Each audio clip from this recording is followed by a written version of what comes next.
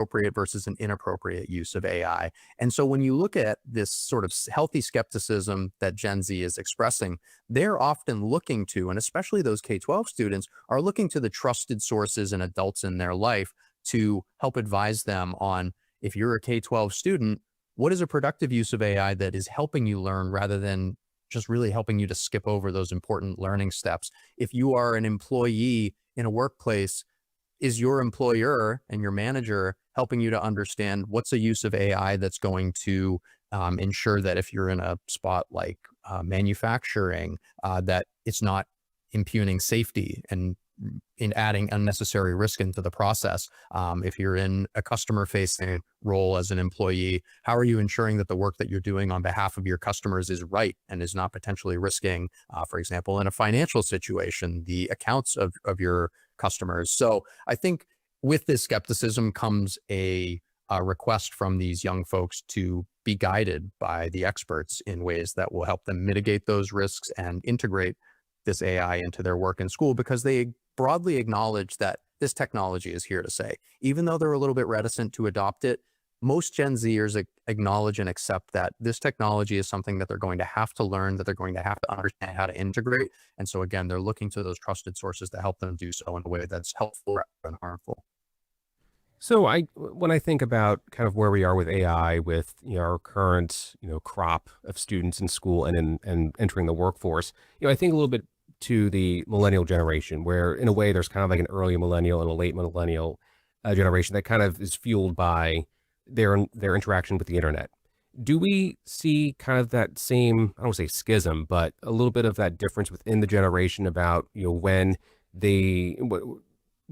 people in this age group start interacting with AI, how it becomes more a part of their lives versus their elder Gen Zers?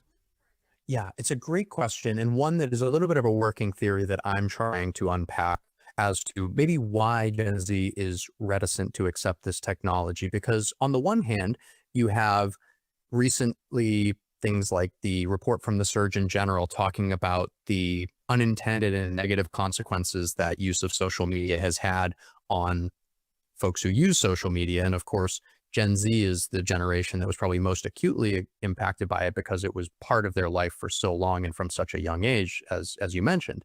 And so on the one hand, they're seeing this 15-ish year post-mortem about all of the unintended and at the time unknown consequences. And on this other screen, the sort of split screen right next door, they're seeing this push to integrate AI into all of these aspects of their life. And I think one of the through lines of this 3+ years of work that we've conducted with the Walton Family Foundation around Gen Z is how aware and clear-eyed Gen Z is about the consequences of technology and social media, whether that's screen time, whether that's social media, whether that's AI. From a very young age, even these 12, 13, 14-year-olds are standing up and saying, I think that this might not be good for me. And so I wonder how much of this rejection and skepticism of AI is limited only to AI specifically, and how much of it is a broader sort of standing up to just automatic or expected adoption of these new technologies, when they know that in the past, these prior groundbreaking technologies and platforms have had these negative unintended consequences. And I think they're trying to avoid a repeat of that via AI. I think most of us think Gen Z would be the group to drive the push toward AI. Maybe they're the ones being pushed? Broadly speaking, yeah, at the moment, I think Gen Z feels a little bit at the mercy of folks above them who are, if you will, in control of their education and their work. And as I mentioned, that's one of the reasons why they're flagging these concerns that they have, because they don't necessarily feel like they have the agency to reject or completely forego this technology, because increasingly we see that both schools and employers are implementing and giving access to and creating this expectation of their students and workers that you will learn how to and start integrating this technology into your day-to-day studies and work. That's Gallup's Zach Ranowski. I'm Dennis Foldy, and this has been Conversations. Coming up this morning at 8, it's Saturday Morning Brew with Jaffe and Razor on WEEI. The problem with radio is we can't show you our new box packed with a KFC snacker, 5 nuggets, fries, and a drink for just $7. So you'll just have to trust us when we say the crispy golden fried breading will make your mouth water. You'll have to trust us when we say this is a ridiculous amount of chicken for such a small price. And you'll have to really trust us when we insist that, yes, it really is only $7. $7 box feast from KFC. Trust us, it's finger-licking good. Prices and participation may vary. Tax, tips, and fees extra. Hey, Massachusetts, ready for real savings? Switch to Allstate today, because drivers who switched saved an average of $713 on their auto insurance. So, what are you waiting for? Check Allstate first for an auto insurance quote today. You're in good hands with Allstate. Based on the national average annual savings for new customers surveyed in 2024, savings vary, subject to terms and availability. Thanks again for being here on New England Lifestyles. You know, there are so many unsung heroes in our community, people making a difference, organizations reaching out to folks, providing really vital services. And, you know, one of the things that we see in this environment is it's harder and harder to get funding for so many things. It's harder to get jobs that are able to cover the cost of housing and food and everything. So the community organizations are so vital here in Boston. One of the very best, and one you might not have heard of before, is ABCD. And we're joined by the CEO of ABCD right now. Her name is Sharon Scott Chandler. Sharon, welcome to the program. Well, thank you for having me. Thank you for having me. So I was reached out to and told about this program right now that helps people do their taxes. And I was like, wow, wait a second. This is from ABCD. Many years ago, I talked to you folks and I said, this organization is making such a difference. So before we talk about this specific thing about taxes, because I'm sure everybody's scrambling right now, worried about, oh my God, I don't know how to do my taxes. Tell us what ABCD does in the city of Boston and why it is such a vital organization. Yeah, it's so important, as you said, and we've been around since 1962. ABCD is one of the largest poverty-fighting organizations in Greater Boston, even in New England. And we serve thousands of residents every year, helping them with housing and energy costs and food and emergency sort of basic services, while also supporting long-term stability through programs like workforce development and early education and financial support services like this tax program. So, I mean, it's been around since 1962, which is even longer than I've been around, which is saying something. How does an organization like this get started and get funded and create all these programs? Because, I mean, when you look at the city, there are so many needs for so many people. It's challenging, but the most important thing to remember for everybody is that everybody wants to get ahead. Everyone wants their kids to do better than they did. Everybody wants to make sure their kids are raised in an environment which provides them the food they need, the schooling opportunities, and even themselves. I mean, how does an organization like this get started?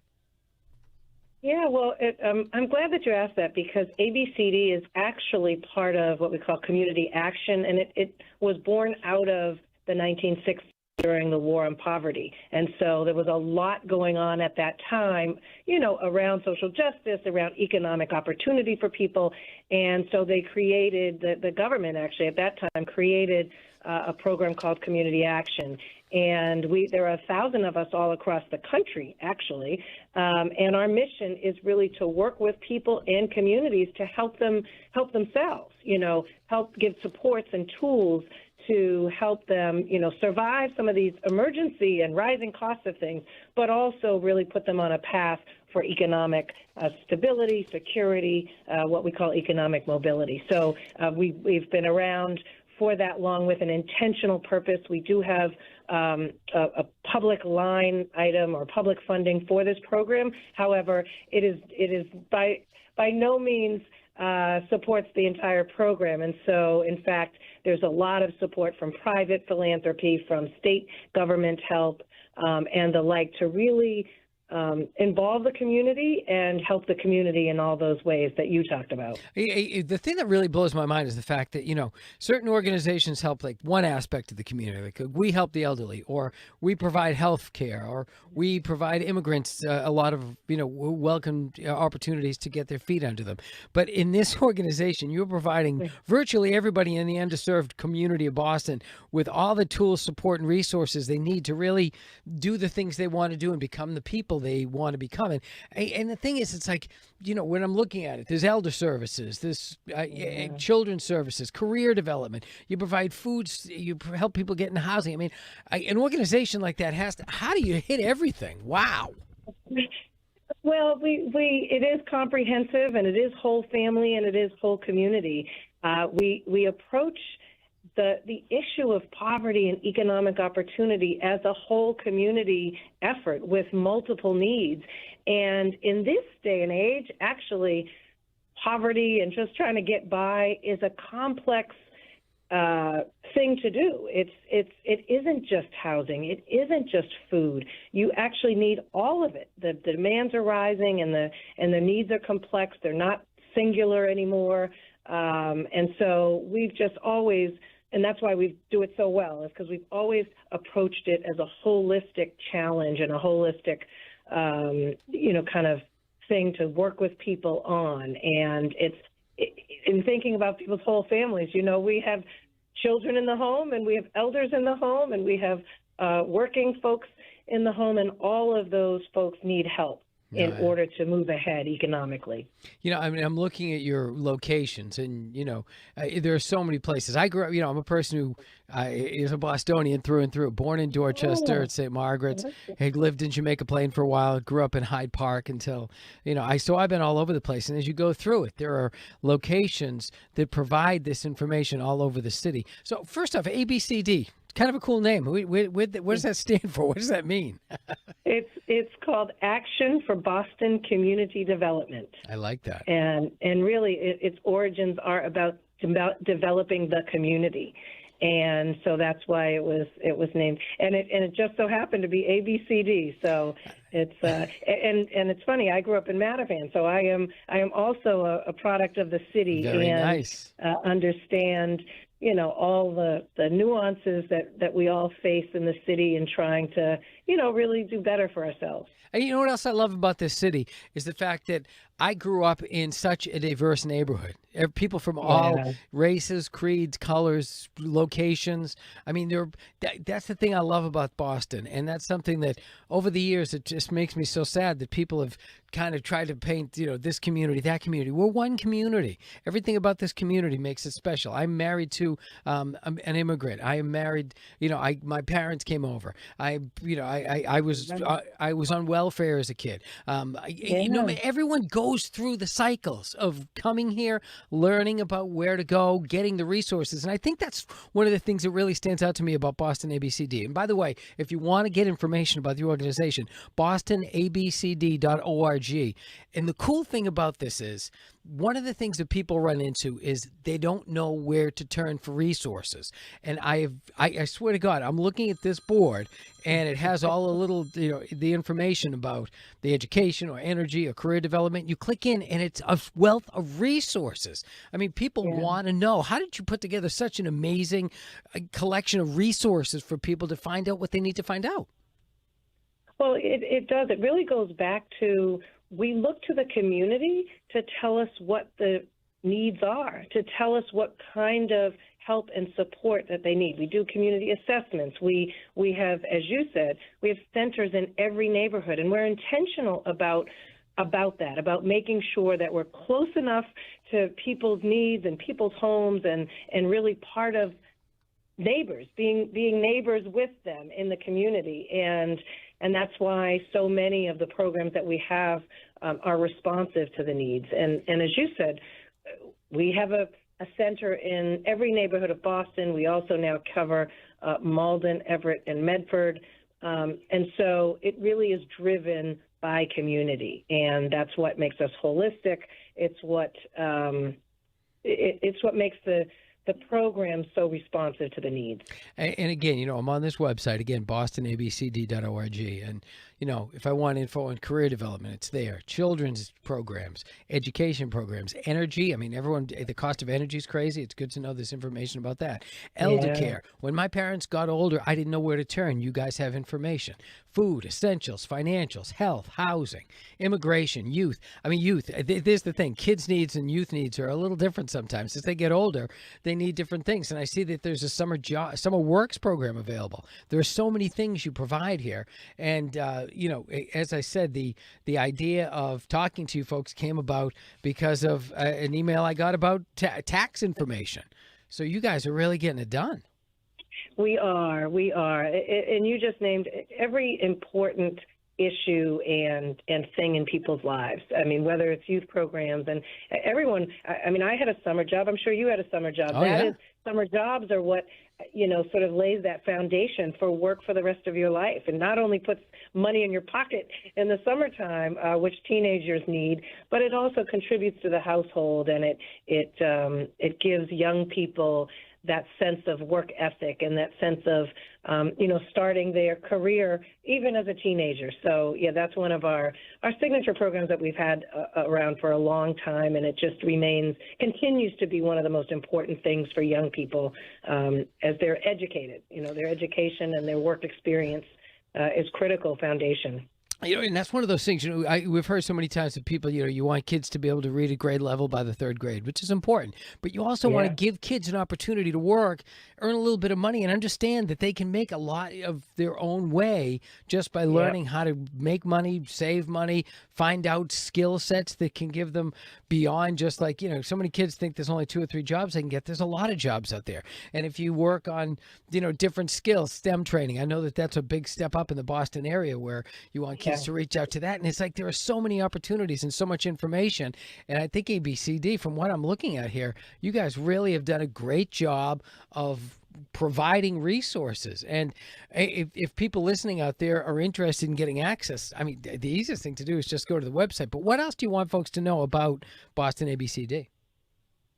Yeah, I think you said it, which is we are the resource for every need that people need in the city. And it may not be. I mean, I don't want to say we do every single thing, because we don't. And we have a lot of partners in the community, other community-based organizations, government partners who help us do this work. So if we don't do something, we know how to get people to the right place to get that help. So we try to be a one-stop shop type of thing, so that people don't have to go to multiple places for the help that they need for their whole family.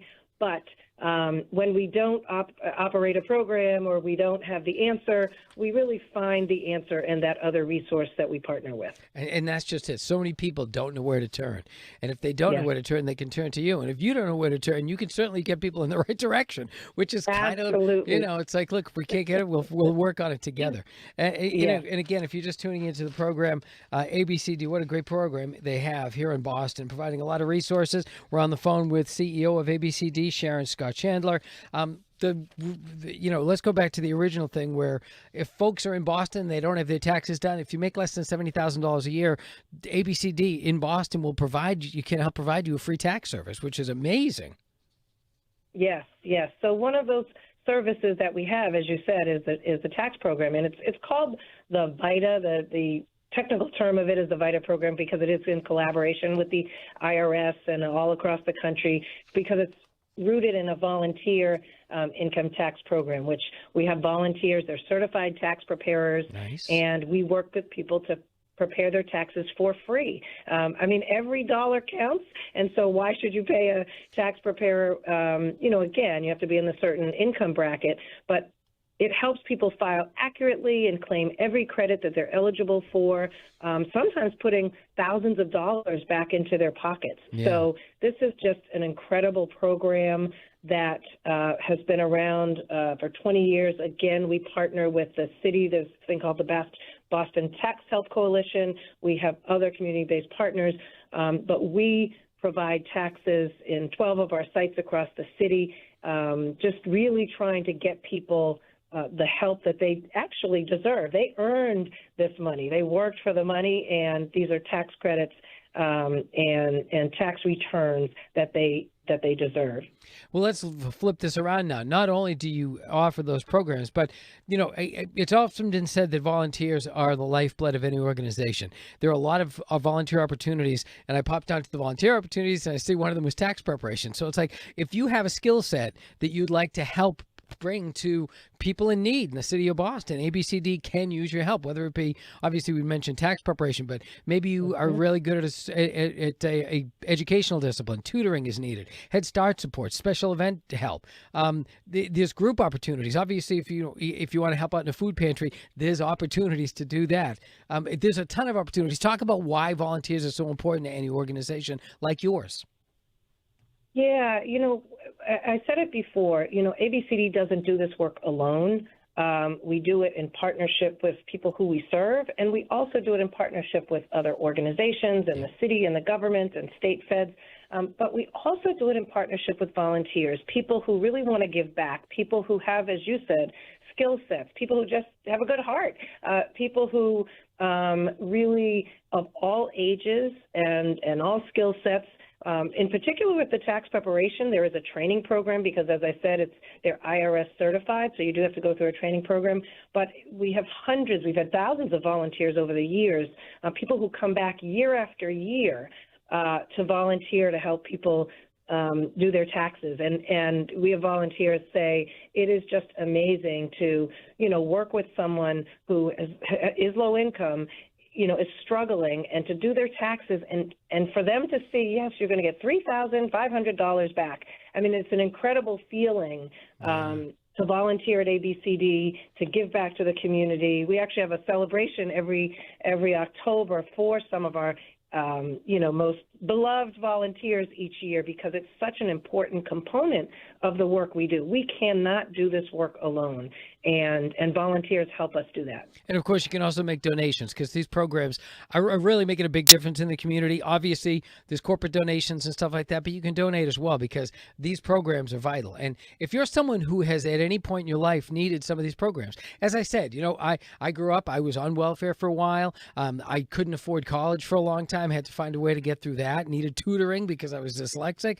My wife was a Vietnamese immigrant, came over, took advantage of a lot of the programs. I mean, there are many things you can do when you're at a situation where all you need is someone to help you, point you in the right direction to get there. And next thing you know, you're a vital part of the community and you're contributing in a major way, and you want to help out as well. Because everybody goes through situations where they need a hand. No one has, I don't think anyone in the world is going to be able to say, nope, never needed a hand, did it all myself. Look at me. Everyone needs a hand, and the best part of being able to get help is to give it back too. So, ABCD, what a great program! And again, Sharon, I appreciate you jumping on and talking to us about this. And again, it's about loving the city, right? You mentioned Mattapan. I remember so vividly. I saw my first movie in Mattapan. What was the name of the movie? What was the name of the movie theater in Mattapan Square? Oh gosh, I forget the name of it. But, it was a long time ago. But I remember I saw the Jungle Book there. I remember. And the other thing is, being at the park, Monahan Park and Hyde Park when I was a kid, and the community outreach programs, and all the kids in the neighborhood, all of us, didn't matter who we were, what our backgrounds were, we came together and we had fun together. So these programs are just wonderful. Anything you want to leave us with today? I think in terms of the tax program, I just want to let people know, because a lot of people just don't know that we exist. They don't know that they they deserve these credits that are available from the federal and state government. Seniors, because seniors is a senior circuit tax breaker, that tax credit that allows seniors to help with rent and property costs, getting something back. So I just encourage everyone to apply, to call us so that we can help them. Yeah, there's resources there. BostonABCD.org. So much information, anything you need to know if you're in the city and you're looking for some information more than anything else. But the program's there. And again, Sharon, I appreciate you taking the time, and I appreciate the program. No, thank you so much. Thank you so much for having me on. Thank you for, sharing our work and our news. Great to be here this morning. Absolutely. Sharon Scott Chandler, CEO, ABCD. Again, the website, BostonABCD.org. Thank you. Take care. Coming up this morning at 8, it's Saturday Morning Brew with Jaffe and Razor on WEEI. This is the story of the one. As a maintenance tech at a university, he knows ordering from multiple suppliers takes time away from keeping their arena up and running. That's why he counts on Grainger to get everything he needs, from lighting and HVAC parts to plumbing supplies, all in one place. And with fast, dependable delivery, he's stocked and ready for the next tip-off. Call 1-800-GRANGER, click Granger.com, or just stop by. Granger, for the ones who get it done. There's a difference between liking a house and actually getting it. Redfin is built to make up that difference and close the gap between finding and owning the home for you. Redfin agents close twice as many deals as other agents, so when you find a home you love, you're not a step behind when it's time to make an offer. That means less watching great homes disappear and more focus on the ones you'll actually move into and call home. Redfin helps turn saved listings into real addresses. Get started at redfin.com. Own the dream. From the Catches Law Injury Attorney Studios.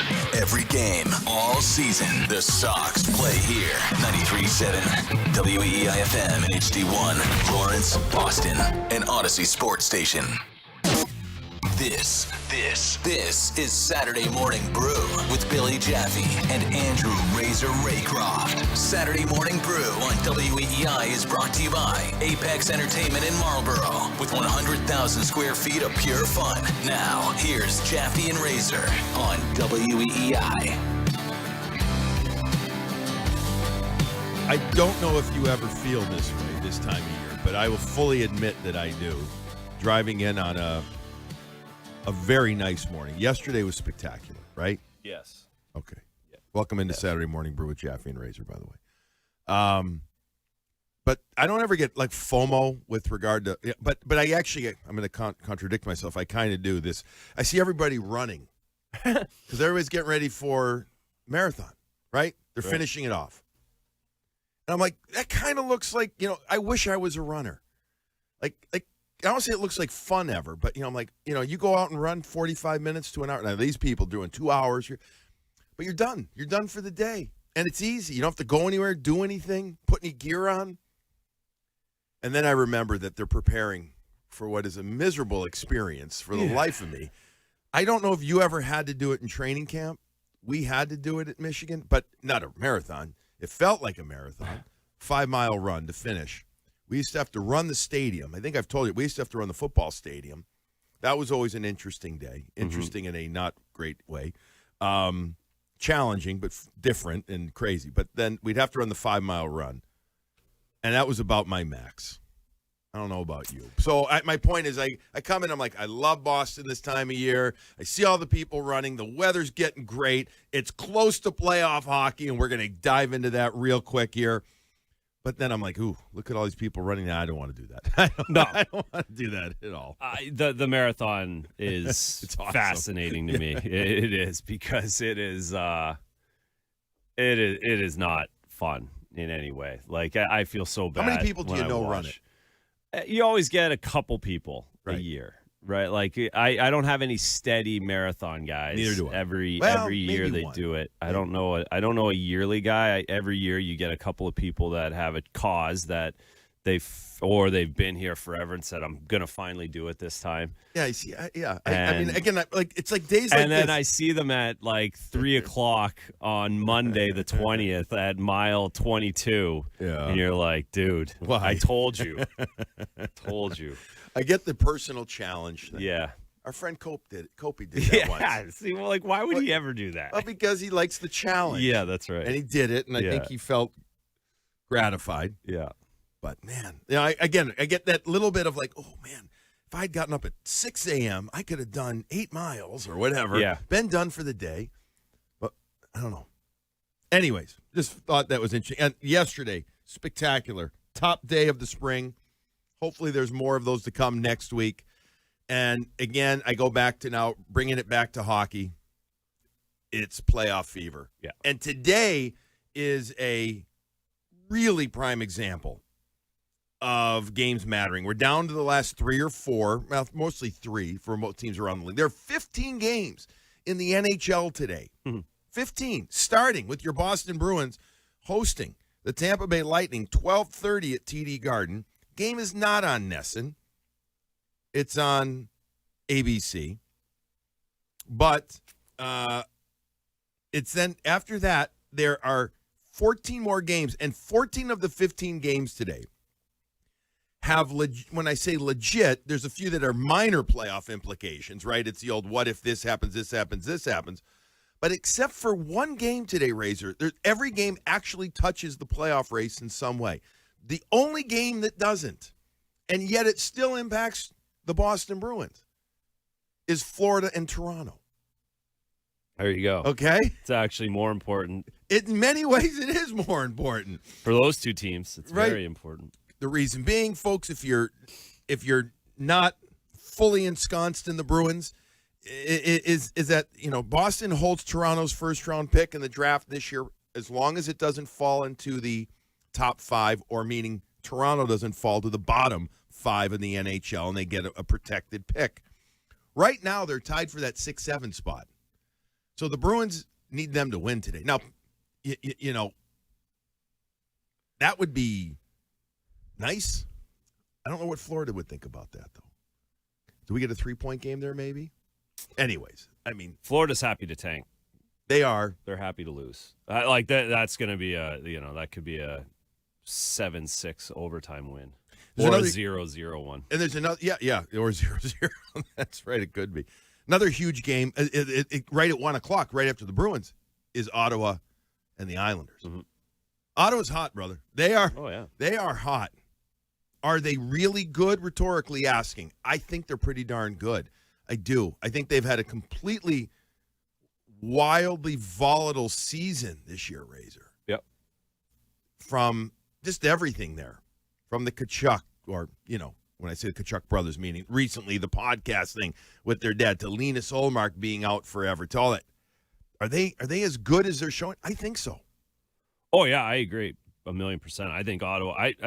I've said it. There isn't going to be a favored team in the first round in the Eastern Conference. No one wants to play the Bruins. No one wants to play Ottawa right now. If you're Buffalo or Carolina, who are the top seeds in the division, you're kind of looking at it saying, we had a great year, we won the division, but we're going to have just as hard of a matchup if we're in first than if we're in second or if we're in third. But there is not one matchup here looking at these standings where you say, that's an easier path. You might say that in the West with one matchup, but in the East, you're not going to say anything's an easy matchup because Ottawa is going to give somebody a really hard time. I think they're ready for a run. There could be some fantastic matchups this year. Again, today could really spell it out. Besides the Boston Bruins, hey, you could get Philly and Pitt again. Like, that's fantastic for the league. And the league could get, I know deep down somewhere the league would love Detroit to jump Ottawa somehow. Sure. That if Detroit got in, absolutely, then you're really cooking. But if you got the Bruins, Buffalo, and you got Pittsburgh, Philly in the first round, oh mama, NHL is pumped. And you know what? And I know this is, when I say smaller, Montreal, Tampa. Yeah, is really good it too. Is. That's really Montreal moves the needle. Montreal everywhere. moves the needle. They're the right. one Canadian team that still moves the needle down here. Got a lot to cover this morning on Saturday Morning Brew with Jaffe and Razor. 617-779-7937, the number to join in if you'd like to. Obviously, we got some James Hagan's talk. Oh yeah. We will get to that. I caught a little bit of on social media, your clip. It was yesterday that you were on with the guys, right? Yeah, okay. Thursday I was here, yeah. Thursday, okay. Yeah. Can't keep track of the days. Heard that. No, it was yesterday. Yeah, because I worked Thursday. It was yesterday. Okay. There you go. Good job. Razor working the NCAA Frozen Four. That is happening, the championship game this evening, but a lot of Bruins talk, a lot of lineup talk. The week that was, as we like to start here or get to finally, is an 1-2 week for the Bruins since we last sat here. They finished their road trip winless. They do get 2 points, losing in overtime both to Philadelphia and to Carolina. The game against Carolina seems like 2 months ago. The Bruins had 3 full days off, meaning they practiced 1.5 of the 3, but not having to play a game after the Carolina game. But just a quick review. They lose at Tampa last Saturday, game 3-1, a game that they played well through 2 periods. Yep. Played very well. Tampa came back in the third, scored some goals, including an empty netter. They end up winning that game. Then they go to Philly the next day. Less than 24 hours later, they start in an absolute grinder. That game was. They lose 2-1 in overtime. A game where I got more and more impressed as the game went on with 2 things. I actually kind of was impressed with Philadelphia. I really was. I was impressed with, even though it wasn't a fun game to watch, how they played so much more structurally sound, and how the Bruins were able to figure out a way to get a point. I know people did not like the overtime. I didn't like the overtime. I didn't. I didn't like the overtime at all. Bruins made some gaffes, took some penalties, but they still got a point in that game, and Korpisalo was great. And then Carolina, 2 days later, off day Monday, played Tuesday in a wildly schizophrenic game. Man, there was some good, and man, there was some really bad in that game too. The speed of Carolina is what concerns me, and their shot volume, mentality. They outshot the Bees in that game 41-21. Yet, I will say this. I finally checked, the analytics. The Bruins had as many high danger chances as Carolina did. But that's Carolina's game, my friend. That's it. That's their game. But I don't like the way they play defense. They give up a lot, and I think the way the Bruins play defense this year is would allow them to get more opportunities. I think it frees them up in their zone. But they're going to give up a ton of shots if they play Carolina. They're going to. That's just how it is. They're going to have to weather quite a bit of storm. And Carolina's goaltending is really interesting. Kochekov played. Did you see that? Down in the minors. Played in the American 20 League. minutes. He played his 20 minutes yesterday. He's kind of on a pitch count. So very curious how hard they push in that respect in goal because it feels like they need him. So hip surgery, I believe. And he had hip surgery. He had hip surgery the year before he got drafted as well, which was kind of like shady. It was like a low pro hip surgery that no one knew about, and a couple of doctors. That's why he got drafted so late, is because a few of the doctors were like, "Did you have hip surgery?" Like the teams didn't know going into the draft. It was kind of interesting. Who needs to tell anything in Russia? Exactly. In case you're wondering who we're talking about, Pyotr Kochekov, or they call him Pete, but Pyotr Kochekov, one of the three goalies that the Carolina Hurricanes have had. They've had him for a couple of years now. He had huge prospect potential, at least. There was a lot of expectations out of him. But because they also signed Bussy this year, it was actually for them very fortunate that they did, Brendan Bussy. Of course. He's been great for them record-wise. I feel like the last couple of games he has been incredibly leaky. Do you play him? Do you play Freddie Anderson? Do you play Kochekov? Really not our concern. It's more of a Bruins show, but that's who Razor and I are talking about there. It will be interesting to see if he can elevate his conditioning and his rehab to play. I'm going to guess it would be tough in the first round. Yes, agree. But after that. Now, you bring up something, and it's worthy of a quick tangent here. And you know how I feel about analytics. I believe in them in the sense of they're valuable in certain ways, just like goalie analytics, right, and everything, team defense stuff and everything. The Bruins are in the bottom 5 or 6 all year long of high danger chances against. You say, though, you're comfortable with the way that you said about the way that they play D and everything. Are you? I don't think I'm as sold, my friend, on the Bruins' regular structure back there. They still give up, as far as I'm concerned, too many middle of the ice shots. I was kind of speaking towards them playing Carolina. Anyway, specifically, Carolina specifically, the way they play now opens them up to giving up some chances, but I think they can get more chances than how they played them before.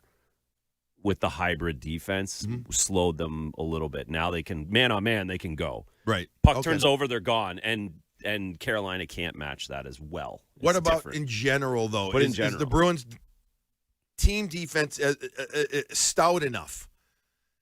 This is my concern. It's like, I didn't know.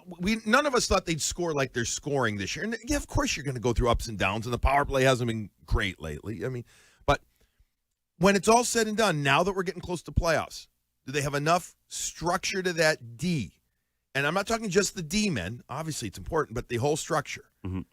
Are you good enough with that? I mean, it is what it is right now. You don't want them to play so cautious that they don't get any goals offensively. I kind of feel like they give up more through the neutral zone. They're very passive now coming back through the neutral zone. Very deep. They allow teams to get some speed. And I think that's where they have issues with Carolina. They are so freaking fast. And the Bruins neutral zone, they can back way up, way up. And I think they allow them to generate a ton of speed using them. And like a team like Ottawa or a team like Montreal that's got a lot of scooters on their team. Yeah, I mean, I don't watch Carolina. I really don't watch any of those teams enough of what they do against other teams, right? Like, I'm assuming they have speed against everybody, right? Like, I'm assuming they do that to everybody's neutral zone. I assume Montreal does that to everybody's neutral zone, or Buffalo for that matter. So I'm not sure if that's just like if that's a Bruins thing or if that's more of the other opponent thing. I think about the games this weekend, like they didn't, of course, the Carolina game, they gave up a lot. They got real leaky in the second period, especially. Yeah. Thank you, Jonas Corpusalo. Of course, he made some huge saves, but it wasn't like they weren't 2-on-1s. They weren't a lot of breakaways, things like that. It's still that defensive zone at times. To your point, the neutral zone at times if they sit back, or I think about the. What game? I don't even remember exactly what game it was where Corrali changes in the neutral zone and then they go. What was that, Carolina, or was that a different? I think it's a different game. Yeah, but you know what? That play, that's where the Bruins need to tighten up come playoff time. Like that's a play where they're kind of in good spot, but as soon as that happens, you're donezo. You're donezo, and that gives up opportunities. So, I of course you're going to have to. I think the way the game's played by some of these teams in the Eastern Conference, you're going to give up chances, I guess is what I'm getting at. All right, we'll get to that more after the break. 617-779-7937. A ton to cover. We'll start previewing the Tampa game today, talk James Higgins, etc. But now it's our guy David Azer. Sorry, David, I'm about 40 seconds late. Back that was to you. My fault. I no, it's not. It's not your. It's mine. Kidding me? I talk more than anyway. And ramble on. And I'm still doing it. It's what's trending now. Jones and Keefe, weekdays 10 to 2. Now, here's what's trending on WEEI. The Bruins are in action this afternoon against the Lightning. 2025 first-round pick James Higgins joined the team after signing a 3-year entry-level contract on Wednesday, but will not make his NHL debut today. The Bees hold the top wildcard spot in the Eastern Conference with 96 points and can clinch a playoff berth with a win. Puck drop is at 12:30. The Celtics defeated the Pelicans last night. Final score was 144-118. Sam Hauser led the way with 24 points, 6 rebounds, and 4 assists. With the win, the Seas have clinched the 2 seed in the Eastern Conference. They play their final game of the regular season tomorrow night against the Magic. The Red Sox fell to the Cardinals 3-2 last night. Connolly Early pitched 4 1/3 innings, allowing 1 run with 5 strikeouts. They continue their series tonight. Ranger Suarez gets the start against Kyle Leahy. Will Fleming and Lenny DiNardo have the call of the game right here on 93.7 WEEI and across the Shaw's and Star Market Red Sox Radio Network. Shaw's, proud to be local since 1860. Mass Mutual pregame show with Joe Wild begins at 6:15, followed by first pitch at 7:15. I'm David Azer. That's what's trending now on WEEI and WEEI.com. 93.7 WEEI. Best sports city in the world, Boston. New England Sports Original. All natural chicken is now on sale, just $1.99 a pound at Shaw's in Star Market. Hey, it's Lou. Get Value Pack Signature Select boneless chicken breast or thighs for $1.99 a pound when you use the digital coupon you limited to 2. Use the Shaw's app for coupon deals like this, reward points, and delicious recipes in Shaw's Meals Hub, like Greek garlic chicken and potatoes with sauteed lemon spinach. Order online and get free curbside pickup or choose delivery. Shaw's in Star Market, the official supermarket of the Red Sox Radio Network. Hi, it's Chris Curtis, and right now, drug and alcohol dependency is affecting so many of us. If addiction is impacting you or a loved one, I highly recommend the New England Recovery Center in Westboro, a really compassionate staff and beautiful 25-acre campus where most major insurance plans are accepted. New England Recovery Center offers 24/7 admission with transportation available if needed. Why wait? Call 877-MY-REHAB or visit newenglandrecoverycenter.org today. Reed's Ferry Shed Spring Sale. 10% off every Reed's Ferry Shed ends tomorrow. Every size, style, and color. Lock in 10% off and your spring delivery date. But again, 10% off ends tomorrow, the 12th. So visit Reed's Ferry, see acres of sheds open today till 5. Or shop online at reedsferry.com. Then make the call. 10% off ends tomorrow at Reed's Ferry Sheds, and you'll get a good one. When is the best time to sell your estate jewelry, Swiss watches, and diamonds? Right now. At Springer's Jewelers, our Page Estate jewelry and pre-owned watch buyers are on staff every day. Maybe it's a diamond of a carat or more you've inherited or has simply lost its meaning. Recycle it. We'll pay you much more than anyone else. And fine Swiss watches, we have buyers for all the major brands. Springer's Jewelers in beautiful, tax-free Portsmouth, New Hampshire, and springersjewelers.com. Coleman. It's electric. A whole house generator from Coleman Electric saves a family unit. Boom! Big storm, power goes out. Coleman Electric saves you from this misery with a whole house generator. Schedule a free estimate for a whole house generator install. Call Coleman. It's electric. You let him try violin because you love him. And if you love him that much, love him enough to make sure he's buckled up and in the back seat. Find out more at nhtsa.gov/the right seat. Brought to you by the National Highway Traffic Safety Administration and the Ad Council. There's a difference between liking a house and actually getting it. Redfin is built to make up that difference and close the gap between finding and owning the home for you. Redfin agents close twice as many deals as other agents, so when you find a home you love, you're not a step behind when it's time to make an offer. That means less watching great homes disappear and more focus on the ones you'll actually move into and call home. Redfin helps turn saved listings into real addresses. Get started at redfin.com. Own the dream.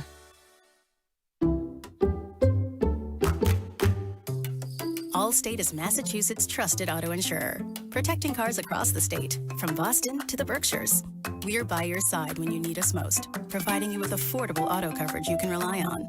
So, switch to Allstate today, and you could save an average of $713 on auto insurance. You're in good hands with Allstate. Based on the national average annual savings for new customers surveyed in 2024, savings vary, subject to terms and availability. Carpal tunnel syndrome, heart failure that doesn't improve with common medicines. These are some signs and symptoms associated with ATTR-CM, or the cardiomyopathy of ATTR amyloidosis, a serious heart condition with symptoms that get worse over time. Amvuttra, vutrisiran, is a prescription medicine given by a healthcare provider that treats ATTR-CM in adults to reduce heart-related death, hospital stays, and urgent visits. In a clinical study, Amvuttra was proven to help people live longer and have fewer heart-related hospital stays and urgent visits over 3 years compared to placebo. Amvuttra lowers the amount of vitamin A in your blood, which can affect vision. Other side effects include pain in the arms or legs, pain in the joints, and shortness of breath. These are not all the possible side effects of Amvuttra. For prescribing information, call 1-833-256-2748 or learn more at amvuttra.com. Ask your doctor about Amvuttra for ATTR-CM. Saturday Morning Brew on WEEI is brought to you by Apex Entertainment in Marlboro with 100,000 square feet of pure fun. Now, more of Jaffe and Razor on WEEI. All right, let's get right to our Apex most entertaining moment of the week, as always, brought to you by Apex Entertainment, 100,000 square feet of pure fun. Visit them up at Apex up in Marlboro. And also, speaking of Apex in Marlboro, April 13th, which is this Monday, we got a really cool event. Megan Keller's going to be there with her gold medal, autograph signing. They're hosting an autograph signing. Check out SureShotPromotions.com for more information to go see Megan Keller and the gold medal. That's great. Thank you to Apex. All right. Entertaining. Mine would be, let's see, most entertaining moment of the week. I'll give it to Corpy for coming in against Carolina and kicking, man. He was good there. What else? I mean, Pav scores the game tying goal. Geeky hat trick. Geeky hat trick. Okay. I was thinking geeky hat trick on my way in today, but Corpy playing the way he did in Philly and in Carolina, he got you 2 huge points. Oh, we had some multiple entertaining moments there as go. well. All right. So, again, thank you to Apex Entertainment for that. 617-779-7937. We're going to talk Hagen's, and then we're going to talk Geeky, and then we're going to talk the stretch. Why don't we take a call here? This is going to help lead us into James Hagen conversation. Maria, welcome into Saturday Morning Brew, Jaffe and Razor. Happy Saturday. I need you gentlemen to help me understand the dynamics of what the Bruins are doing with James Hagen. I heard what Marco Sturm said about not playing him today. He still needs more time to understand the system. Time is running out on the end of the season. Do you guys think it's more of an issue of not wanting the pressure of this young man hitting the TD Garden ice at home as opposed to maybe debuting him on the road? Or, yeah, I'm trying to wrap my head around what they're doing. And Razor, I have a question for you because I heard you yesterday afternoon and you were asked about, the matchup for the Bruins and what you said about what would be great for the league and entertaining. And I agree with you, either Buffalo or Montreal. Montreal would be awesome for the NHL and the Bruins. But who is a better matchup for the Bruins in terms of the potential of getting out of the first round? Thanks for the time as always, guys. All right, thanks, Maria. Let me just do that first. I think all three teams are exactly the same. Montreal, Carolina, and Buffalo are very similar to me. And you've talked about it. They all have speed. They all have a lot of skill. They're a lot of skill. That's what makes them difficult. On the flip side, they have deficiencies in Buffalo has never been in the playoffs. None of their guys. Montreal is a little bit smaller. You can push them around possibly, even though they have a few guys that can fight. Beyond that, I think you can get them defensively, and then Carolina, their goaltending. So I think all three of the teams that they're likely to play are good and bad in different ways. Tampa's the one I think you want to stay away from the most. Probably, even though that could get to be a real bloodbath out there. Oh, that would be of course. That's not a grind fest. That's a tough fest. And I don't mean bloodbath fighting, although each team would be more than fine to. That would be really physical, nasty. Tampa's got questions, though, too. Will Victor Hedman come back? He's on the IR. He hasn't been in there. Now, they've had some other injuries, too.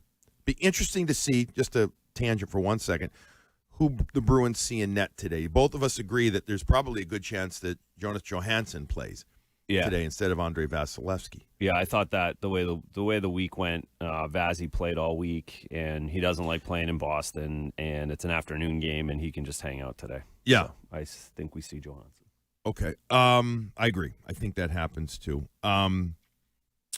With regard to matchups, the other thing I would say is not only does Buffalo not have really any playoff experience, I do like how their team is much more how it's constructed. Their goalies have been good. UPL, Pekka Luukkonen, and Alex Line have been good. Line has got, obviously, playoff experience, but that's still a question mark there. But how do they handle the whole playoff thing? We'll see. I know Dobish has been good for Montreal, but that's a huge question. The Bruins have a huge, massive check mark in all three against those guys in goal. Yeah. No question. Okay. All right, Hagen's plan. You talked about it yesterday here. Meritocracy, excellent word. All of a sudden you're doing the NCAAs on ESPN now, and now you're bringing out the big Spell words. it. Yeah, spell it. Yeah, I mean that was impressive. Listen, what's the plan for James Hagen's? And we're going also on what Maria and listeners, what the Bruins are talking about. But to me, it's clear as day.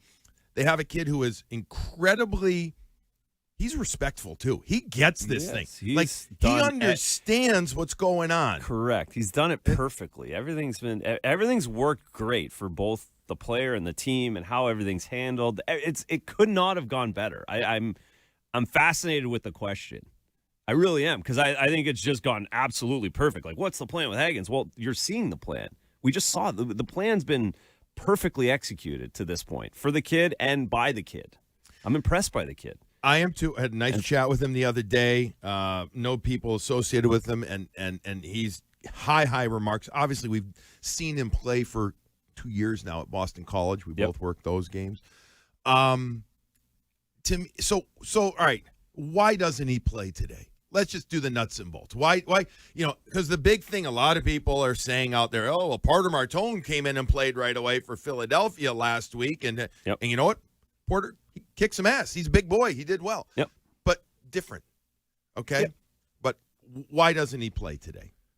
Well, the Bruins have an opportunity to clinch in the playoffs. They've had a group of guys that have played in the NHL for 180 days now at this point, where every game mattered. Every game was vital. Every day was crucial to get better, to get into the playoffs.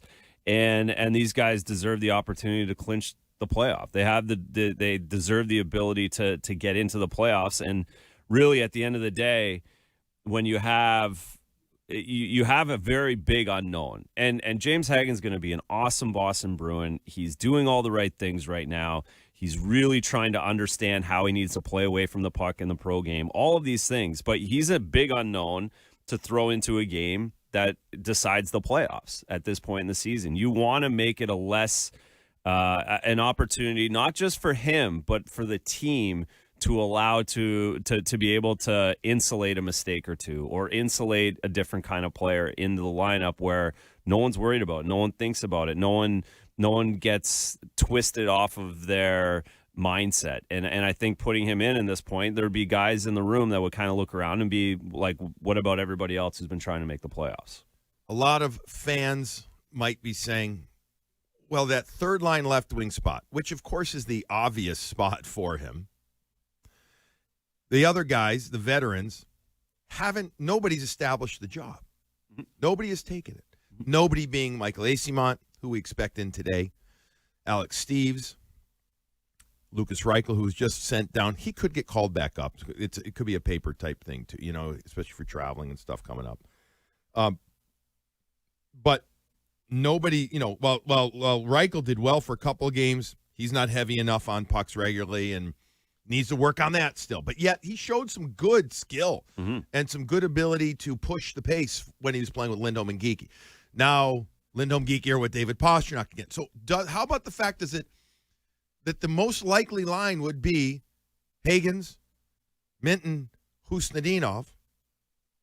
Also throw it off a little bit, the timing, because that's a very young line. And while it's enticing, and maybe the better word is intriguing, it's very intriguing to me. And it could be your line in the future. That could be a line. The future could be next year. Correct. Very soon. Correct. But does the fact that that's probably where he has to go impact the decision as well? Because that line, if you're at home, yes, you can control matchup more, but there's still vulnerability with that line. Yes, of course. That's defensively. That's very you're opening yourself up for opportunities there. You just wouldn't do that. You just wouldn't do that if when you have playoffs on the line. Like, this is a massive game today. This is an important game for everybody, and you don't mess around with that in the NHL. You just don't. It's not. Yes, Philadelphia puts in, like, yes, if you're the Calgary Flames, it doesn't matter. But this is a situation. It matters in a massive way. If I remember correctly, Hagens will become the 8th player from that draft to play a game in the NHL when he does. Porter was the 7th. The kid Frundell just got called up. Yep. Now, here's a kid in Frundell, again, bigger. The size matter? Not always, no, but played he's also pro played this year. pro. That's what I was going to get. Yeah. He had a lot of time in the Swedish league, in the Yes. Swedish Elite League, and he was the number, Frundell was 2 or 3 over? 3. Yeah, overall. Yeah. But he's on a team that doesn't matter if they lose 7-2 to Carolina. Does not matter. It's irrelevant. Yeah, there's nothing there. So they're like, okay, come in and do it this way, do it that way. So you get this kid who's now in your locker room, who is as humble as could be.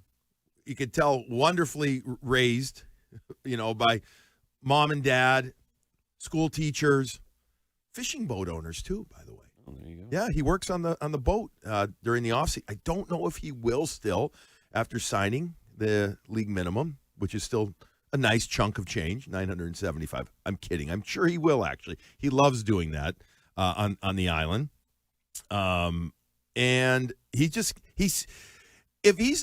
me say this. If he doesn't really believe that this is the right thing, Razor, I mean, how he's being treated by the Bruins, because there's a lot of people, if you fall into the abyss of social media, or you hear from people like, oh, how can they do this? And, blah, blah, blah, they're not treating him right. He doesn't feel that way. No. If by the way, if he does, he's an incredible actor. Yeah. He is. He is as at least comes off as genuine as anything, and that he can't wait to be part of this. He's with the team now, fully established and practicing with them, bumping up from the American League. And I, with you, and I look, by the way, I want to see him as a center sooner than later, his natural position. But left wing is going to be where he slides into this lineup. There's no question about that. No question. And again, I think if everything goes well today, then you'll see him in the next couple of games, and you'll give him that. You'll throw him the bone, and then it's all good. And you'll see. Hopefully, he takes a big step. Hopefully, he does something that intrigues you and allows you to maybe throw him in the playoffs at some point. But again, I can promise you, he's very, very, very excited to be at practice this week, going to the Garden today, watching from the 9th floor, getting his workout in the dress. Like, those things are all really exciting for him. He doesn't need to play to feel really good about himself. So, he's in a good spot. He's fine. A guy who I hope is in a good spot now, too, after scoring a hat trick the other day, is Morgan Geekie. After going, what was it, like 23 games without an even strength goal? It was like 17 or 18 without, his previous goal was March 5th until he scored 3 in the last game at Carolina. He now is 37 on the year. Hopefully 1 or 2. I'd love to see him clip 40. That would be, 3 in the last 3 games would be outstanding, but I'm not going to get too greedy here. Just the fact that he scored, and he scored with his old running mate, David Pastrnak, back with him and Elias Lindholm. Pretty obvious, right? We're not going to see that broken up. No. It just, by the way, Elias Lindholm played 21:40 last game. Second highest this year. He played a ton last game. He's been playing a lot of hockey, actually. A lot. Like every night. I was looking at that the other day. The time on ice, he's clipped, like, I know it hasn't got on the board. He hasn't scored as much as you'd like in the, leading up to this week, but he's been playing a lot of big minutes. Morgan Geekie never scored more than 35 goals in the juniors. He's got 37 now this year. Mm-hmm. Hopefully he gets to 40. What I liked was, the connection with Pastrnak. I love the first goal. It was awesome. It was awesome because he gets it in the mid slot and he just absolutely snipes it. It's the release. It's not thinking about it. It's not hoping the puck into the net. It's putting it through the back of the net. Ken Hitchcock would always tell me, I remember talking to him about young guys, he'd say, put the puck through the back of the net. That's what I'm telling the young guys. Mm-hmm. And if you do that, it sounds corny. An NHL coach is telling that to NHL players. They still need that mentality. And he did that in that last. Then you get the Pastrnak, that slalom, the edge work that he did. Not 1, not 2, but 3 kind of shimmy shakes to beat the defenseman Chatfield from the left wing side to the front of the net where folks, if you haven't seen the goal, Geekie's second goal, it's all Pastrnak, but Morgan gets himself interior to the far post. Puck is right on his stick, and he puts that in. And then a gorgeous redirection for the hat-trick goal, too, after McAvoy throws a little pick up top and Zadorov scoots to the middle of the ice. And it's a really good, he earned the middle of the ice tip right there. So 3 goals, 3 different ways. Love the first one, though. I thought it set the tone for the game. And let's say the same thing. I'll say the same thing we said last week. This team will not go far in the playoffs if he doesn't score, Razor. That's it. He has to be involved. He has to. He's the guy. He's the finisher. And when he finishes, it frees David up to do his thing in a bunch of different ways. It also frees up David you have to pick your poison. If Morgan really gets going, you can move him around the lineup and have him drive a little bit if you need matchups at different times on the road in the playoffs. So he's just so important to freeing up and not have to live on small margins like they did all weekend long or down in Florida. Playing 2-1 games. It's not a coincidence Morgan scores, and it's a 5-goal game. Yeah. They've been living on margins even longer than that. I know the last weekend especially. Mm-hmm. But those games, man, did they look, again, the Philly game, they were tired. Oh, my God. 4-6 on the road, back and forth. Like, that was the hardest weekend you could draw up. You couldn't draw it up any more difficult. To be down in Florida, fly back up to Philly for an afternoon, fly back down to Carolina, afternoon games. That was a brutal 4-game stretch for them. Brutal. I know shots on goal don't always tell the story, and again, volume shooting team in Carolina, but the Bruins had been for a couple of games actually out shooting opponents and doing a pretty good job of controlling the puck a little bit more. Didn't always. It did mean victories against Dallas and Columbus before that.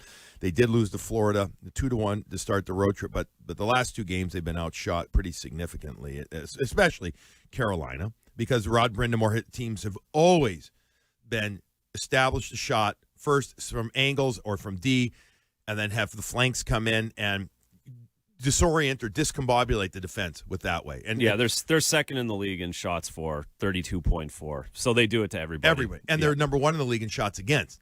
Yes, correct. 23.8. Right. Yeah. And the thing is, look, to their credit, they were on top of the Bruins for the most of that second period. I mean, and the Bruins did not handle that well.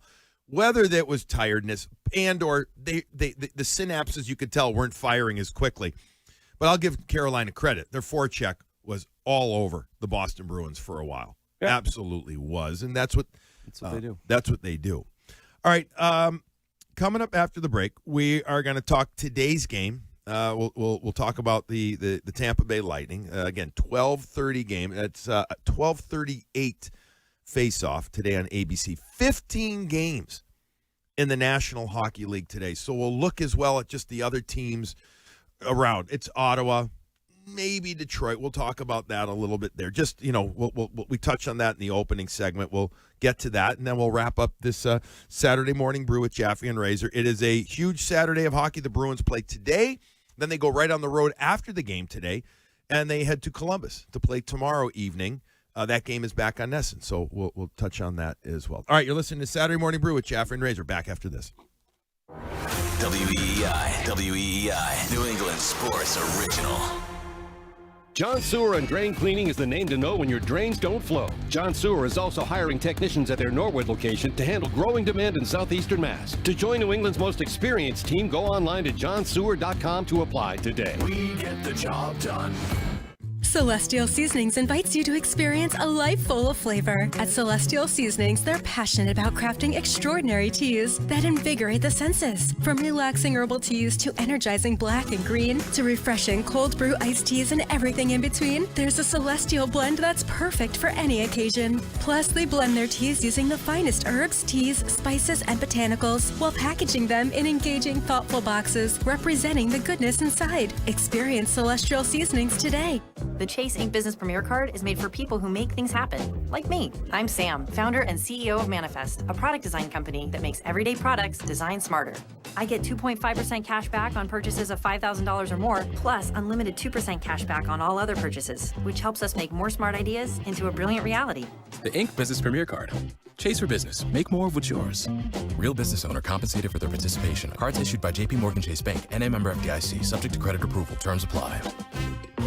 For 35 years, Avellino's has been Medford's kitchen. They're famous for huge portions and massive 14-inch subs, but they're also your event headquarters. Planning a corporate meeting or private party? Book their beautiful, spacious function room for up to 100 guests. Or let their catering team bring the feast to you with packages starting at just $10 a head. From boardroom to dining room, nobody feeds Boston like Avellino's does. When you want the best, you know where to go. GoAvellino.com. That's GoAvellino.com. The first step with any commercial painting project? Picking the right partner. So when you work with Arch Painting, you get 30 years of experience on some of the biggest projects around. That includes prestigious universities, professional sports stadiums, even national hotel and restaurant chains.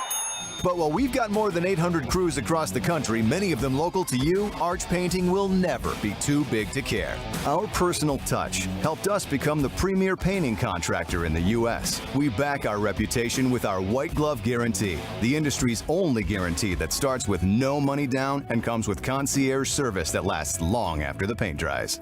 That next level accountability explains why 90% of our customers are repeat business. You'll also appreciate our fast turnaround times with minimal disruption to your business. So when you're ready for results, Arch Painting is ready to roll. Go to archpainting.com for a free estimate. Arch Painting, your project, our passion. Help keep our community safe and healthy during National Prescription Drug Take-Back Day, April 25th. Find a collection site near you at deatakeback.com. Do your part to lower overdose deaths and prevent drug misuse before it starts.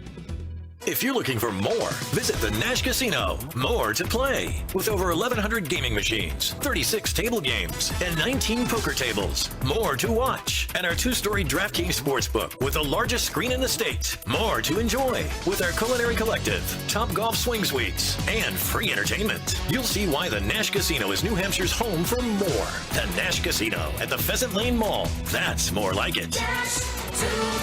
Gaming problem? Call 603-724-1605. Hi, it's Eric and Renee Peabody with Window World of Boston. When you work with Window World, your curb appeal goes up.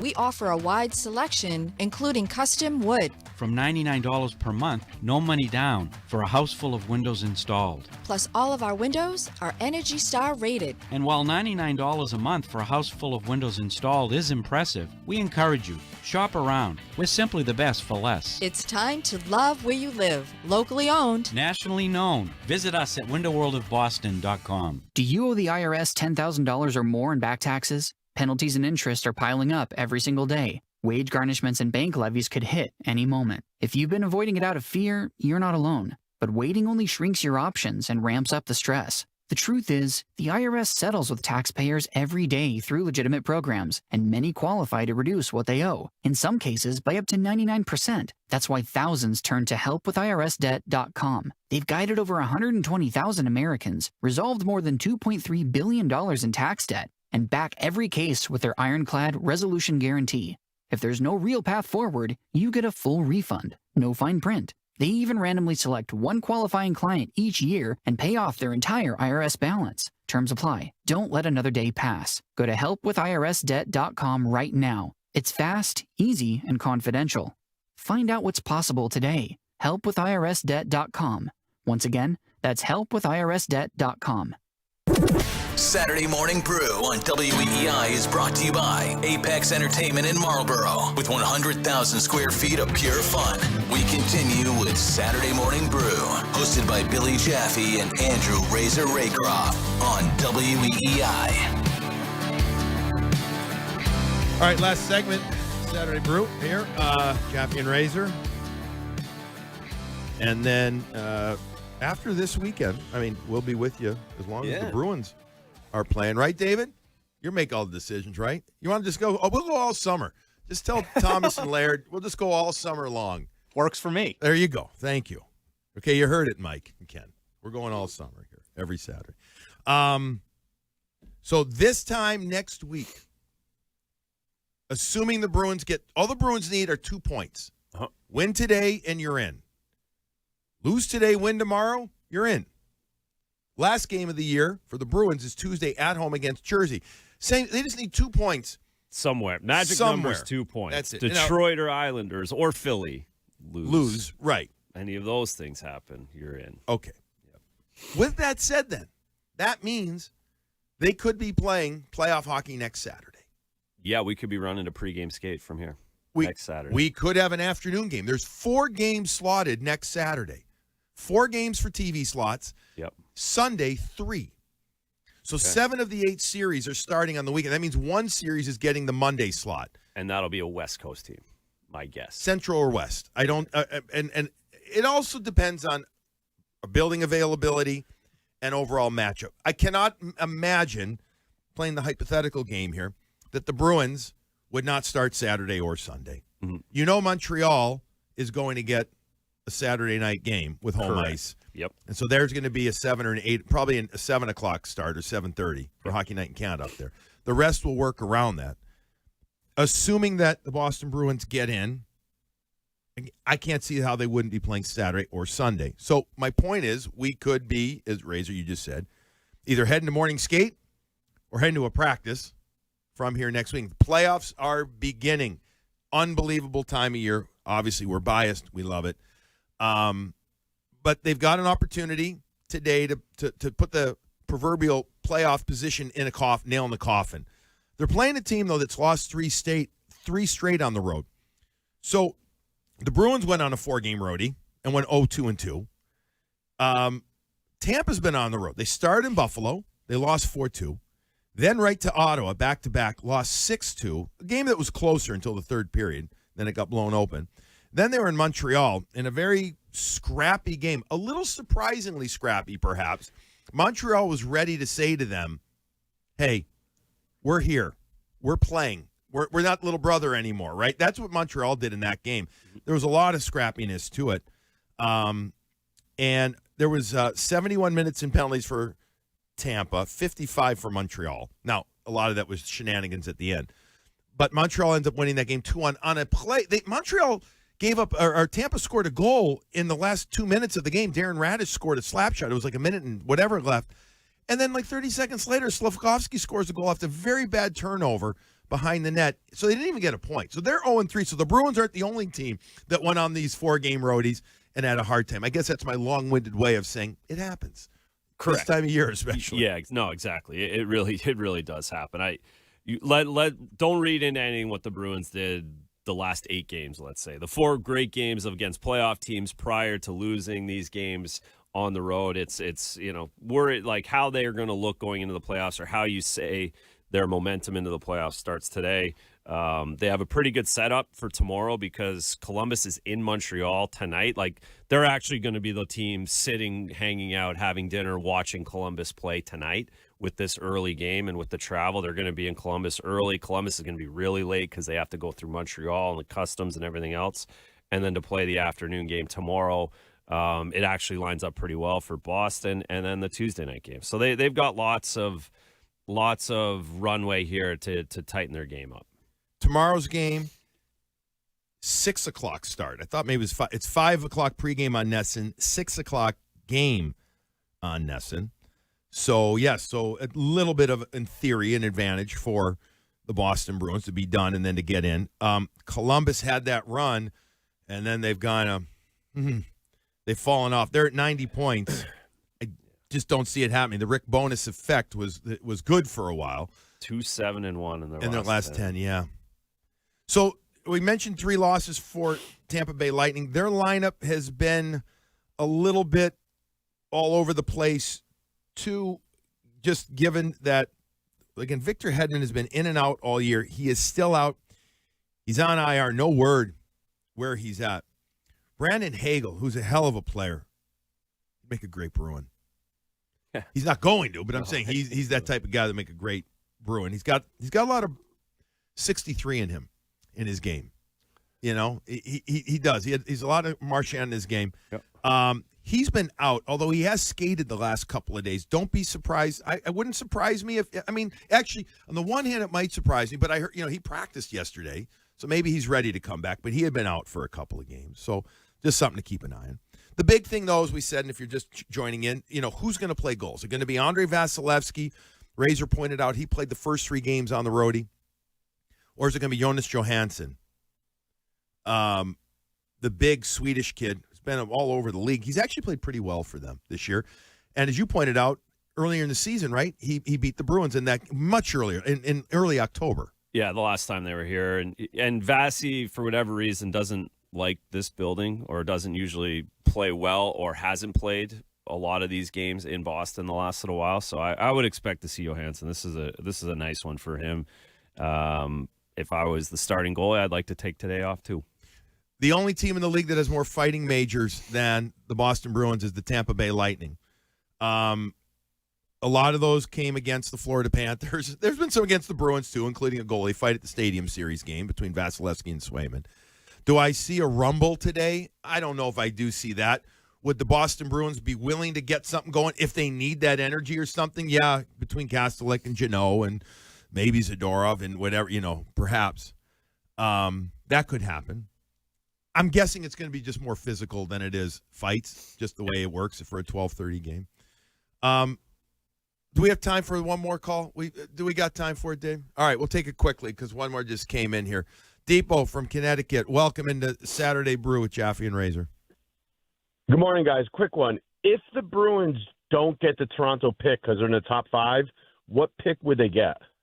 Well, they still keep their pick, obviously, but for the Toronto pick, it moves to, it's actually, isn't it 2 years to 28? Yes, it goes to 28 because Philly gets their 27 for the Lawton. For the Lawton deal. Correct. So Scott Lawton last year was dealt from Philly to Toronto, and the first-round pick is established for 2027, no matter what. Correct.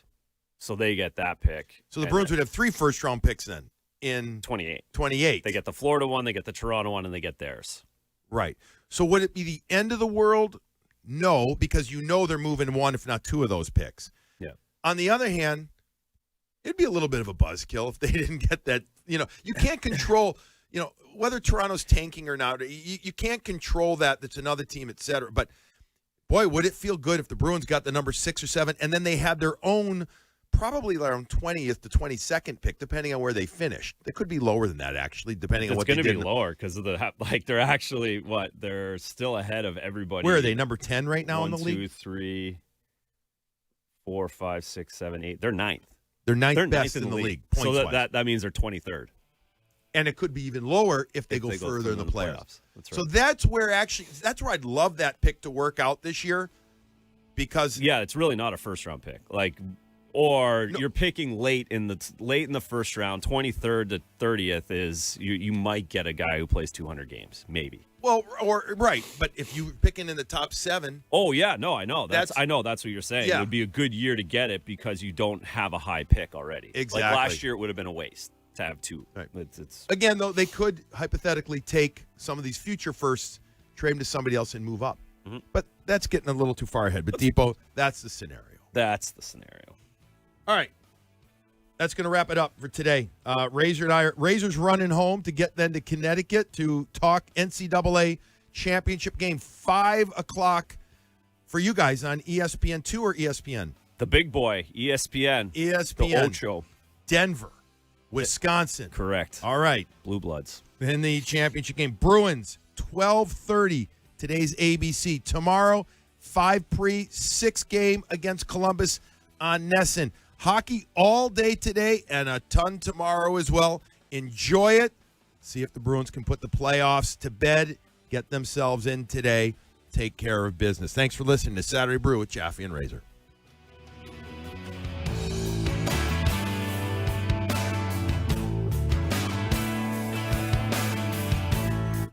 Jones and Keefe. I have never felt more confident in anything. I guarantee. I have a better arm than Roman Anthony. I guarantee you could make that I definitely have a better arm than Roman Anthony. I don't guarantee I could make it. I'm a 42-year-old, out-of-shape, semi-alcoholic, and I have a better arm than Roman Anthony. I don't guarantee I Don't could make it. come on, just leave it alone. We're not talking about that. Full blown. Did you miss something? Listen to the podcast on the Odyssey app or at WEEI.com. Jones and Keefe, middays 10 to 2 on New England's Sports Original, WEEI. FanDuel Sportsbook is the official sportsbook of WEEI. FanDuel has your back with a special Mulligan bet back token this week in golf. Once the tournament starts, you can turn any losing bet into a bonus bet for another try. Now you got protection, so you can take that sleeper pick or make a bold prediction. If you're backing somebody to win it all, go for it. Like someone for a top 5 finish, lock it in with confidence, because if it doesn't hit, you have a Mulligan in your back pocket ready to go. Go to FanDuel.com/local to claim your special Mulligan bet back token. That's FanDuel.com/local. Opt-in required. Refund issued as non-withdrawable bonus bets that expire 7 days after receipt. Max refund $5 unless otherwise specified. Restrictions apply, including token expiration. See terms at sportsbook.fanduel.com. Hope is here. Gambling helpline ma.org or call 800-327-5050 for 24/7 support. 21 and older and present in Massachusetts. Connect with a Playwell advisor at playwell.org. Hey, it's Jones for Verizon. Looking for a great deal to stay connected? Now, for a limited time, new Verizon mobile and home customers can get Fios and a line of mobile for just $69.99 a month with AutoPay. Get Fios 300 megabit per second for $20 a month and unlimited welcome for $50 a month, plus taxes and fees when you bring your own phone. Visit Verizon store today to learn more and switch. For new Fios internet and mobile customers, discounts applied over 36 months. Mobile and home discount enrollment is required. Additional terms apply. In terms of congestion, unlimited 5G and 4G LTE may be temporarily slower than other traffic. Domestic data roaming at 2G speeds. When you're injured on the job, you need more than just a workers' comp lawyer. When you need a fighter, you need us. Morgan & Morgan, America's largest injury law firm, for the people. Visit forthepeople.com for an office near you. Hey, it's Lou with exciting news. The Shaw's in Star Market Grand Slam Summer Sweepstakes is back. This is your chance to win free groceries for a year, plus other incredible prizes. To enter, redeem your grocery reward points in the Shaw's or Star Market's For You app. Official rules at Shaw's or StarMarket.com/Grand Slam. Question: what business couldn't use extra income? Hey, it's Tiki Barber. Right now, Amazon Hub Delivery is looking to partner with ambitious local businesses to become Amazon Hub partners. You and your staff will deliver packages to customers in your area when it's convenient for you. With each package delivered, your business gets paid. Get started at Amazon.com/Hub Delivery. That's Amazon.com/HUB Delivery. You may not be able to control energy prices, but you can control how efficiently your home heats and cools. I'm Scott McFarlane. Save up to $1,800 on a new Lennox system, plus $500 from McFarlane Energy. Visit McFarlaneEnergy.com. Big on flavor, big on comfort, and big on value. The 99 Restaurant's $14.99 Big Deal meals are now available every day, all day. So hurry in today or every day for our juicy chopped sirloin. You gotta love the nines. When I grow up, I want to be a teacher because they know a lot of awesome stuff. I'll stand in front of the class and make sure everyone knows what I know. If your child is sick over and over again, it could be PI, a serious defect of the immune system. Early testing gives children a chance to dream. And when I'm a teacher, my favorite subject will be recess. Jeffrey Modell Foundation, helping children reach for their dreams. Visit info4pi.org. Springfest is heating up at Lowe's, and for a limited time, we have the extra big deals you need to impress guests. Get your outdoor space ready and save $50 on the select Cobalt 24-volt blower kit, now $79. Plus, save $150 on the Blackstone 30-inch 2-burner griddle, now $299. It's springtime, and our best lineup is here at Lowe's. Valid through 4/13, while supplies last. Selection varies by location.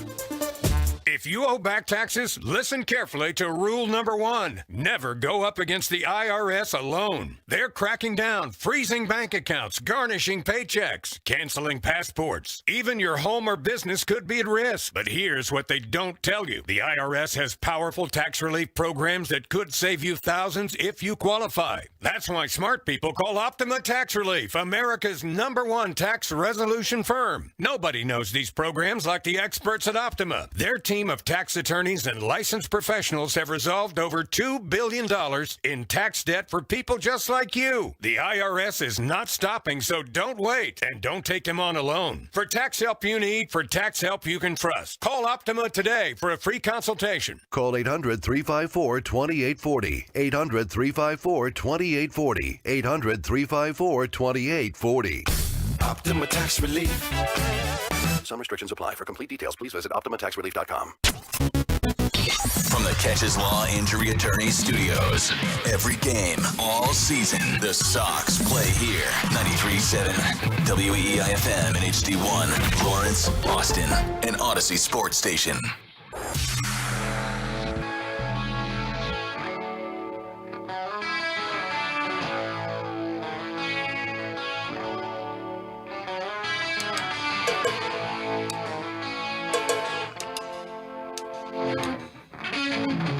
This is Ken and Curtis with Ken Laird and Chris Curtis on WEEI. My buddy Christopher John Curtis will join us momentarily, running a few minutes late this morning. When he gets here, we will ask him about the Athletic throwing the challenge flag on the Rossini-Vrabel scandal. I guess it's a scandal. You got to go S-word scandal on this Saturday morning. I tried to get Razor to stick around for a little extended crossover for some sex scandal Saturday talk, but Razor would not do it. He said he had to go to stores, get down there for the NCAA Frozen Four. So fine, he's busy. No sex scandal talk for Razor. But Curtis will be all about it. He's done a ton of Rossini coverage this week on the Greg Hill Show. So when he arrives, we can get into that. In the review, which is ongoing, she has been shelved after trying to put the head down and just tweet about replacement refs, whatever she tried to do this week. That didn't work. 2.4 million engagements, though, on that post. 2,200 comments. So even if she gets fired by The Athletic, she's going to pop up somewhere. I mean, that's good engagement. That's all it's about these days. David, as a young producer, young guy in the business, you know we're always looking for engagements. Clicks, views, likes. Rossini is going to get that. Oh, absolutely. I mean, did something happen? I haven't heard anything about it. Nothing has happened. It's all sports all week, including the Masters.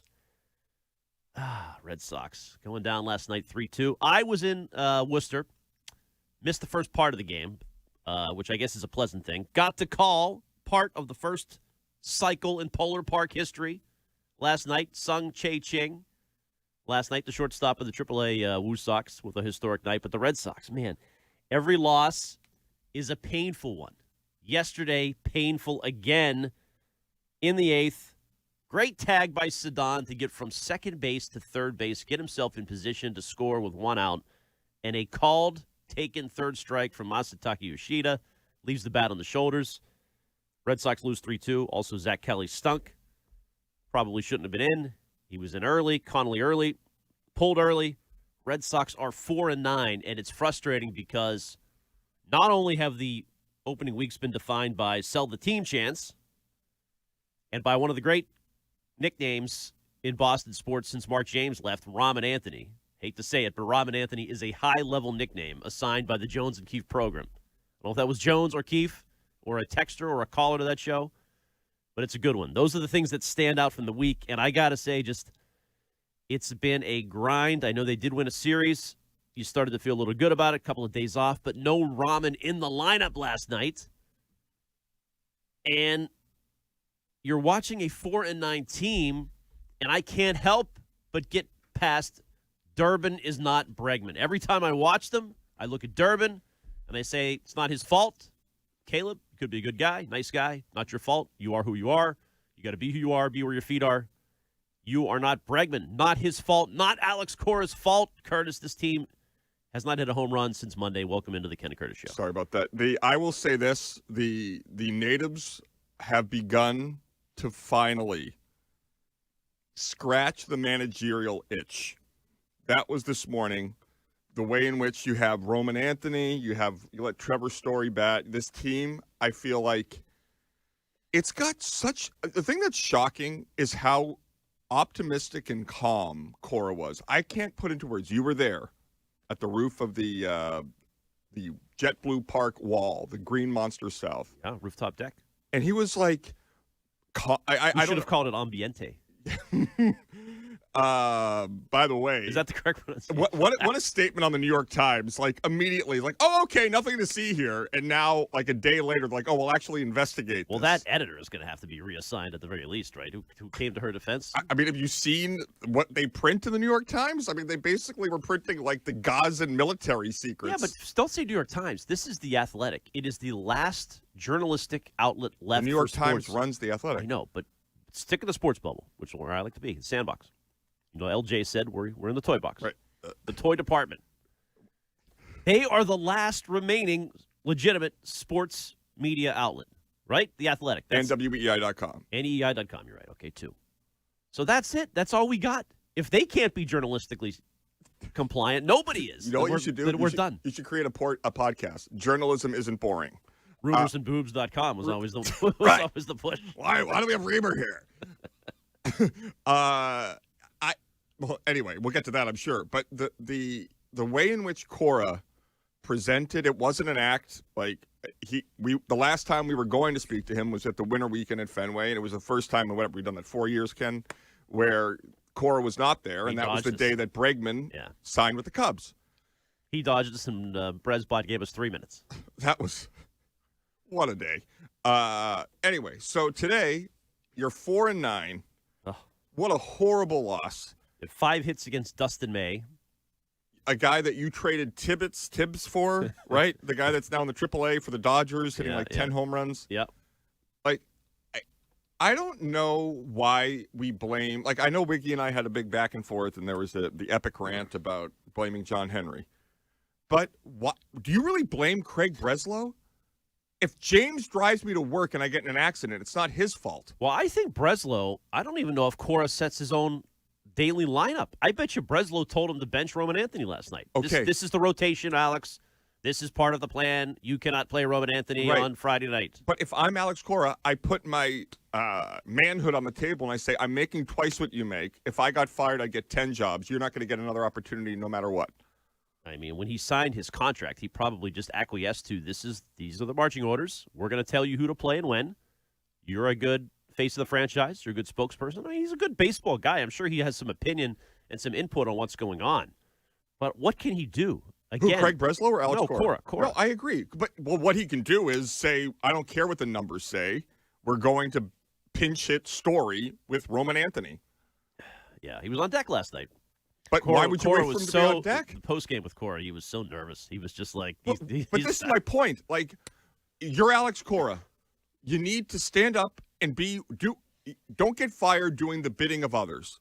Do it your way. Do what you believe to be right, and at least you can sleep well at night. I think this Red Sox team is so poorly put together in hindsight. Craig Breslow, there's a reason you interviewed 11 people, and 11 said no thank you before you hired him. There's a reason last time before that you hired like a guy 23 years old. Like, it is the way in which you look at their roster building technique. It is simply impulsive spending to quiet realistic complaints from your consumer. It is insulting Bogarts with an offer, not calling Kyle Schwarber back before the lockout in 21. Resurgent Bogarts, by the way. Walk-off slam this week. Yep. Orsillo's going crazy. Another walk-off last night. Like, the Orsillo victim thing is a little much for me. Like, it's pretty good, though. I know. But we got to get his call the 3-run homer walk-off last night. He gets into it. That's great. Better call than I had. I called Cheng's home run last night as part of his cycle. Not good. Yeah. Did not get my home run call in. It's all right. Thought it was a foul ball off the stick. Right. Worcester is where careers go to die. I may not be invited back. Yeah. Might be one and done. Well, of all the city, I know. So, yeah, I would say that did you go to Sedona? Did you go to Sole Proprietor? No, I didn't. Great spot. I came straight back. Or the Old Mill? I didn't go anywhere. I came straight home. We had prime rib, though. The prime rib worth the price of admission in the DCU club. You had prime rib? Friday night prime rib. Well, that's not very Catholic. It's better food than Fenway. Well, that's not saying much. But so now I'm totally lost. Cora, where were we? Well, so let me go back to something you said. You said the fans are starting to turn on the management. What do you mean by that? Manager. Right. I don't sense that. Oh, go look People at the are pissed post-game. at Cora? For last night, yes. Oh, for the Roman or for Kelly or what? Roman. For Roman. Yeah, I mean, if that's his decision, I don't like it. But Ken, we can't. But this is where Wiki is so right. Wiki is so right about this. We can't credit Cora when things go well and then blame Breslow when they don't. Well, you can have a little nuance and say, is Cora responsible for this decision? And if not, then you can't blame him. But when things go right, nobody says, oh, the pinch hitting there was done by the nerds. That was all analytics. Yeah, but when it's like a thought-ahead rotation, which he said, this is the plan. Duran missed 2 days this week. This was his scheduled day off. Don't you think Cora sits down with people around him, the Breslow crew, and they map this out? But that's you're not following me. So when Crochet is taken out with 75 pitches last year, right? We all said that is Breslow. What's the point of having a manager? But at no point do any of us sit back and say, "Oh, that was Cora's." Like, you can't say that the things that go poorly that you don't like are not his fault, and the things that go well are. That's just not the way to do it. Yeah, I mean, I don't think Cora's gotten much praise for much of anything. I mean, when things have gone well, but I mean, you don't hear people like Cora's the best. He's the best manager in the city. It's like he's fine. He's good. Are you kidding me? Did you see the poll we did with the Greg Hill show where we had who do you blame or something to that effect? It was Henry, the players, Breslow, 1 through 3, and then Cora, who got like a fraction of the percentage. That's the way it should be. I mean, that's accurate.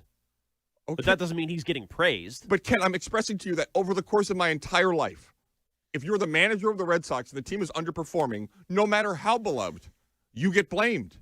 I mean, it's different now because this operation, this driveline management, has taken away I don't want to say every say, most of the say he has, and you're looking at the roster, and it's not Alex's fault. Now, last night, Roman's not in there. Right. Whose fault is that? I don't know. Whose decision? But that's my point, is that you have Trevor Storybat in that spot. I don't care what they're saying. Say that the Wi-Fi went down. Just do whatever. Like, you need to stand up for yourself at some point. Yeah. Well, I think he's one of those guys that's just going to retire. So he's like, going to get so frustrated. then why is he here, Ken? I guess because he signed for the. No. Like, why would you have him as a man? Why would you pay your manager $7 million if all they do is execute? He's a great spokesperson on a team that needs one. The owner doesn't talk, and he probably shouldn't. He's not good in front of a microphone. Now, this week, I think did they catch him on like mouthing the sell the team things? John Henry at some point was caught.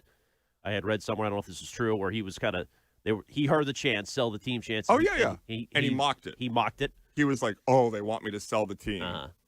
So he's detached. He's detached. Oh, that's what I was saying. Sorry. The roster building, all it is a guy that arrives here, hears complaints, and says, "Fix it, make it go away." So that instead of saying we need to engage with Kyle Schwarber, no matter how much we think his batting average sucks, we need to keep that guy. He is a glue guy in this market. The fans fell in love with him. Brilliant decision to trade for him. All that. And they don't get that. There's blowback. And then they give 6 years, 120 to Story because he was hanging out there. Same thing last year. Bregman's still available. Let's not worry about what it will impact with Devers, how this will impact the lineup, what this will mean. We're going to bring Bregman in because we need a splash, and I'm going to light a Cohiba. There's no actual forethought. So for a team that is so obsessed with analytical-driven data, that is so mathematically bent, to have that roster-building approach makes it all moot. It makes it all irrelevant. Right. So why is the manager getting blamed? I mean, because we give him credit when things succeed. I don't think we do anymore. I mean, I really don't. I mean, I don't remember. So the you last think time. if last night, if he pinch hit Roman Anthony and they go on to win that game, you don't think fans are saying, "Good job, Cora"? Okay, yeah, certain in-game decisions. That's all he's got. He's got bullpen management and certain in-game decisions. How do you know he doesn't make the lineup? I don't know that. But in this case, my hunch is it's a pre-discussed, pre-thought-out rotation that can't just be Alex Cora on an island making this call of how we're going to use our 5 outfielders and get them all in and get at bats. It's an awkward, uncomfortable situation. They have too many lefties. Yoshida's playing pretty well. They wanted to get him in. He came up empty in the biggest spot of the night, but has been playing well. They need Story. You can't just bench Story. He had a good year last year. One of the most pathetic offseason storylines I've ever heard was how Story was Bregman. And that's what they're worried about. How can we spin this? How can we spin this forward? With him going back in the office and I'm a leader and I chose to stay here, that sort of thing. But when I hear people say John Henry overall has been a good owner, right? That's what everybody says. Yeah. Well, officially 12th, according to the Associated Press and Chris Cotillo in payroll. Was 13th? 12th or 13th? I sent it to the group yesterday. Let me make sure I have it right here. So Wiggy's saying 6th. We can stop that. Can we all agree that's over? This is cash, not right. This year's cash, yeah. So it's adjusted for blah blah blah. Right. Yeah. Red Sox top 15 in spending, not top 10. Associated Press study that has the Red Sox 12th in opening day payroll at $194 million. That is on the owner. It's $100 million less than the Yankees. If you look at that, I mean, that's significant. I mean, $100 million, and it's even though these guys are high paid, that's 3 or 4 players difference, which is huge. Huge. That is a gigantic number. Yeah.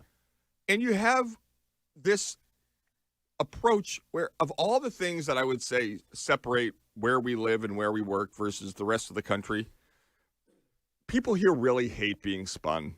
They hate you telling them something that they know is not true. And I'm sure everybody hates that, but there's something about this region that you have a guy that's telling you that no, nothing's changed, which is what I've asked Sam Kennedy 5 straight years, 100 times. Why won't you just say you've changed? And he won't. And he goes back into what they've done and where they've been and the money they've spent. Nobody's disputing that. Red Sox fans are supremely aware of all the success the organization has had and all the ways in which they made Fenway Park a place that none of us could see. But where they are today is entirely due to the team not valuing winning. They want a salary cap 1,000 times more than they want to win a championship. And the fan and the way in which they'll get there is unfortunately the collateral damage. Well, we're a show of solutions. So by the end of the day today at 11, we're going to have some ways to fix this puppy. We're going to get this all fixed up. This team will be back and win the series and be on their way. 4-9, I would say, troubling. A troubling start for the Red Sox. It has shaken the foundation of my core enthusiasm coming out of spring training, which you bought in big. You bought in more than I did down there. I mean, you took in the spring air and you were on the rooftop. But I feel like that better than anything else means that I'm fair. If I think that they're good, I'll tell you they're good. Gullible, like the Mayo season 1 Week 1 win. I'm gullible. It was, let's say. You just said Diana Rossini's been hired by EI.com. I don't think it would be a bad idea. 617-779. I do not get the Diana Rossini thing at all. Oh, okay. Well, I would like to explore that with you as the New York Times is digging further into the story. We'll talk about that story after David gives you these stories. WEEI Afternoons with Hart, Fitzy, and Johnson. Weekdays 2 to 6. Now, here's what's trending on WEEI. The Bruins are in action this afternoon against the Lightning. 2025 first-round pick James Higgins joined the team after signing a 3-year entry-level contract on Wednesday, but will not make his NHL debut today. The Bees hold the top wildcard spot in the Eastern Conference with 96 points and can clinch a playoff berth with a win. Puck drop is at 12:30. The Celtics defeated the Pelicans last night. Final score was 144-118. Sam Hauser led the way with 24 points, 6 rebounds, and 4 assists. With the win, the Seas have clinched the 2 seed in the Eastern Conference. They play their final game of the regular season tomorrow night against the Magic. The Red Sox fell to the Cardinals 3-2 last night. Connolly early pitched 4 1/3 innings, allowing 1 run with 5 strikeouts. They continue their series tonight. Ranger Suarez gets the start against Kyle Leahy. Will Fleming and Lenny DiNardo have the call of the game right here on 93.7 WEEI and across the Shaw's and Star Market Red Sox radio network. Shaw's, proud to be local since 1860. The Mass Mutual pregame show with Joe Weil begins at 6:15, followed by first pitch at 7:15. I'm David Azer. That's what's trending now on WEEI and WEEI.com. The Greg Hill Show. Well, to Curtis's point, he said this. I don't want to put words in your mouth, Curtis, but I think you said, "Oh man, I had it right on the top of my head." It's gonna come to you. Yeah, I had it. I know I lost it. Before the end of the show, it will come to you. Yeah, I had it. I lost it. But it was honestly, a good point he made. It was a great setup. Did you miss something? Listen to the podcast on the Odyssey app or at WEEI.com. The Greg Hill Show, morning 6 to 10 on New England Sports Original. WEEI. WEEI. Coleman. It's electric. A whole house generator from Coleman Electric saves a family unit. Boom! Big storm, power goes out. Coleman Electric saves you from this misery with a whole house generator. Schedule a free estimate for a whole house generator install. Call Coleman. It's electric. Big Y, recognized as a Massachusetts best in-state employer, is moving east and hiring for their newest location, coming soon to Pembroke. If you're in the market for a job or a new career, Big Y offers industry-leading benefits and is hiring management, full-time, and part-time positions. Visit their hiring site March 16th to May 29th at 24 Mattakeesit Street in Pembroke. Monday through Friday, 9 a.m. to 5 p.m. Apply online today at bigY.com/careers. 1877 Cars for Kids. KARS Cars for Kids. 1877 Cars for Kids. Donate your car today. 1877 Cars for Kids. KARS Cars for Kids. 1877 Cars for Kids. Donate your car today. Ready to get rid of that old car? Donate it to Cars for Kids. Call 877 Cars for Kids to speak to a friendly live agent. Donation is super easy, and your car can be picked up as soon as tomorrow. Go to carsforkids.org now or call 877 Cars for Kids to donate your car today. 1877 Cars for Kids. KARS Cars for Kids. 1877 Cars for Kids. Donate your car today. Did you know you can donate real estate too? Go to carsforkids.org. That's cars with a K. One smile is great, but one smile in a community of smiles is so much better. Learn how Smile Train is helping the cleft lip and palate community at smiletrain.org/learn. Did you know about 1 in 3 people with plaque psoriasis may also develop psoriatic arthritis, which causes joint pain, stiffness, and swelling? Does this sound like you? Listen to what it sounds like to be a million miles away. Tremfya guselkumab, taken by injection, is a prescription medicine for adults with moderate to severe plaque psoriasis who may benefit from taking injections or pills or phototherapy, and for adults with active psoriatic arthritis. Serious allergic reactions and increased risk of infections and liver problems may occur. Before treatment, your doctor should check you for infections and tuberculosis. Tell your doctor if you have an infection, flu-like symptoms, or if you need a vaccine. Imagine being a million miles away. Explore what's possible. Ask your doctor about Tremfya. Visit tremfya.com or call 1-800-526-7736. I need a little range, step to the range. There's a new flavor in town, the Jalapeno Ranch Club at Chick-fil-A. With that juicy Chick-fil-A original spicy or grilled chicken, a buttermilk ranch bun, candied bacon, pepper jack cheese, and jalapeno ranch sauce. It's got big ranch vibes with a little heat.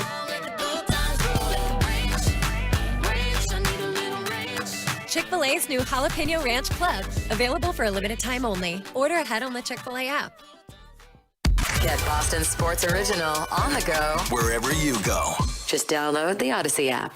Ken and Curtis on WEEI.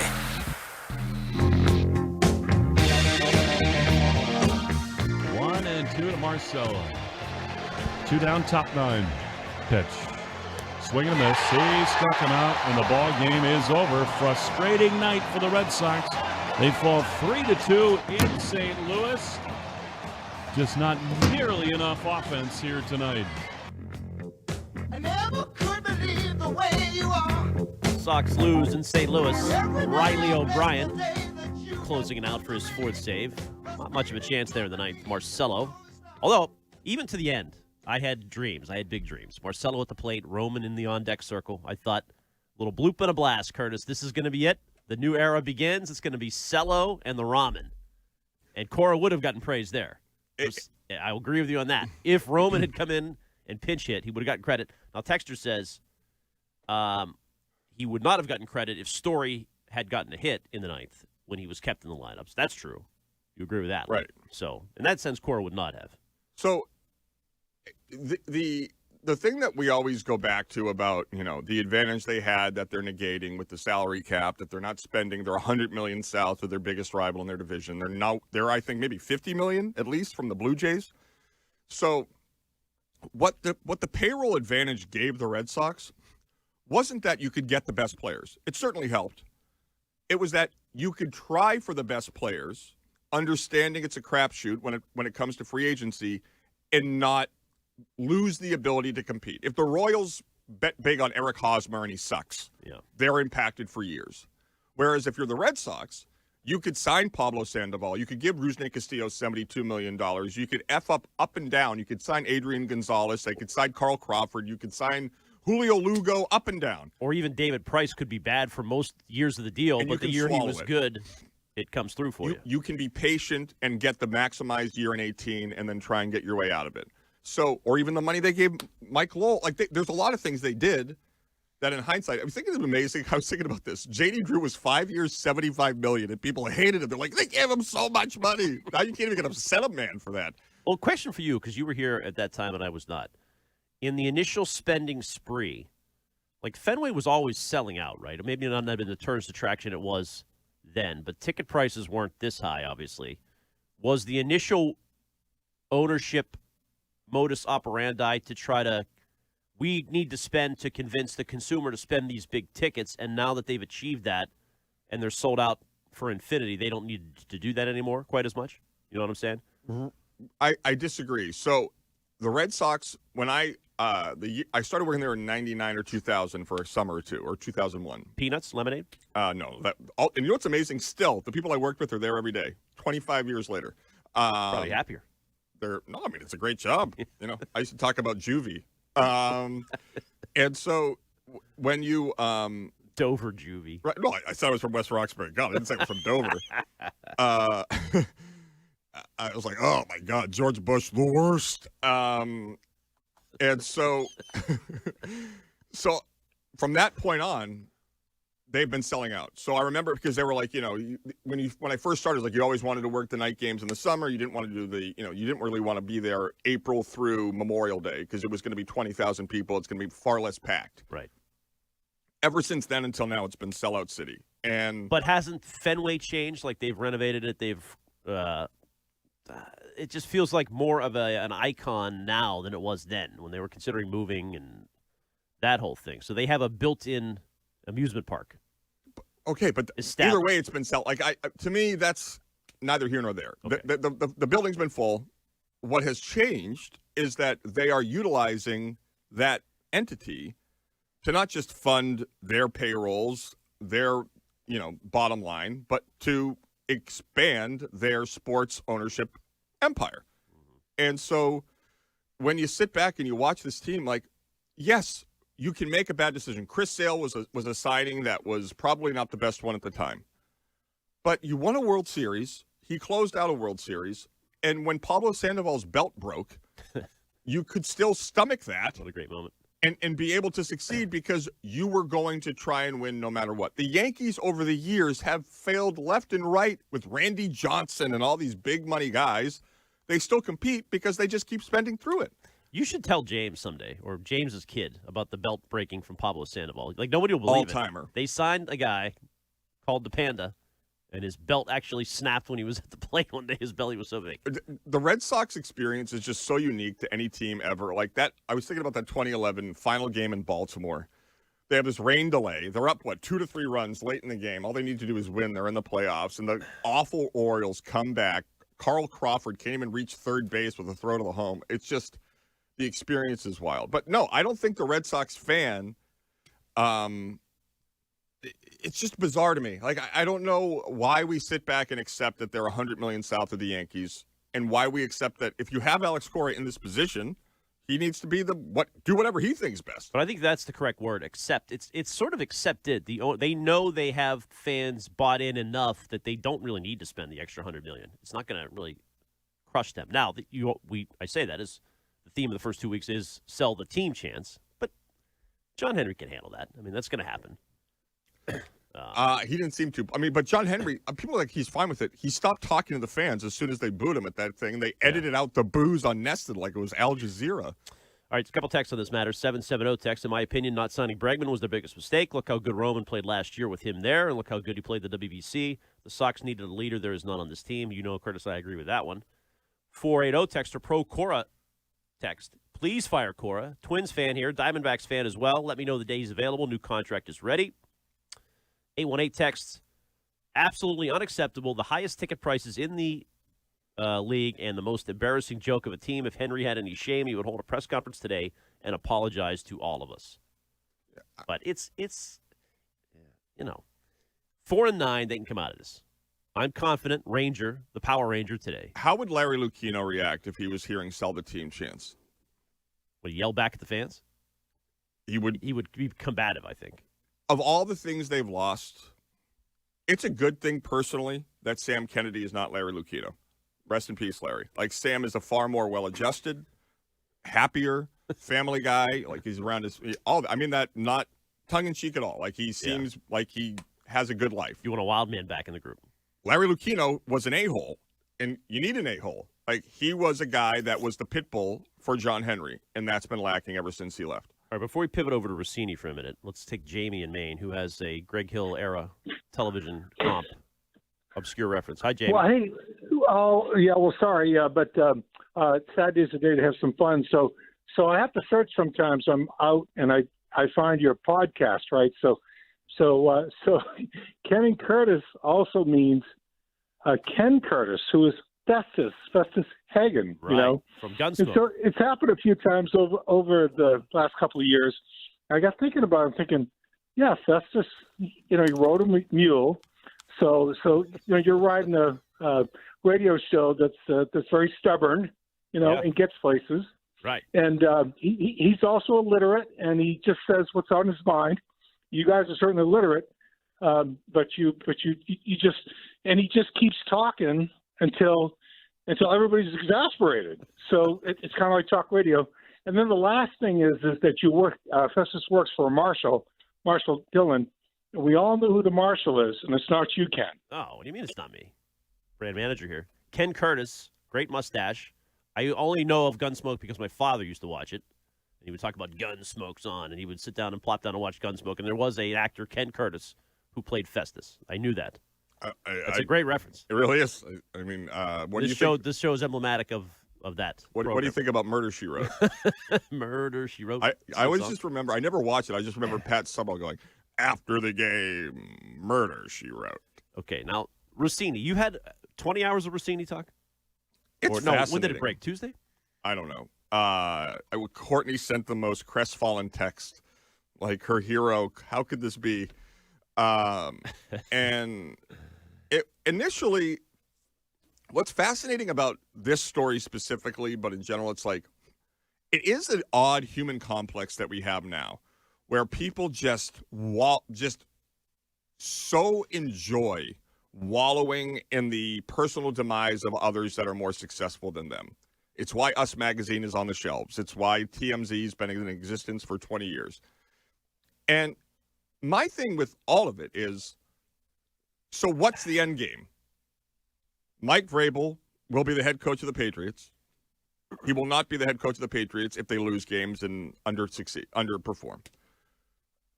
It's a bigger impact for Diana Rossini, especially since they both stated right away that this was not at all what it seemed, whatever.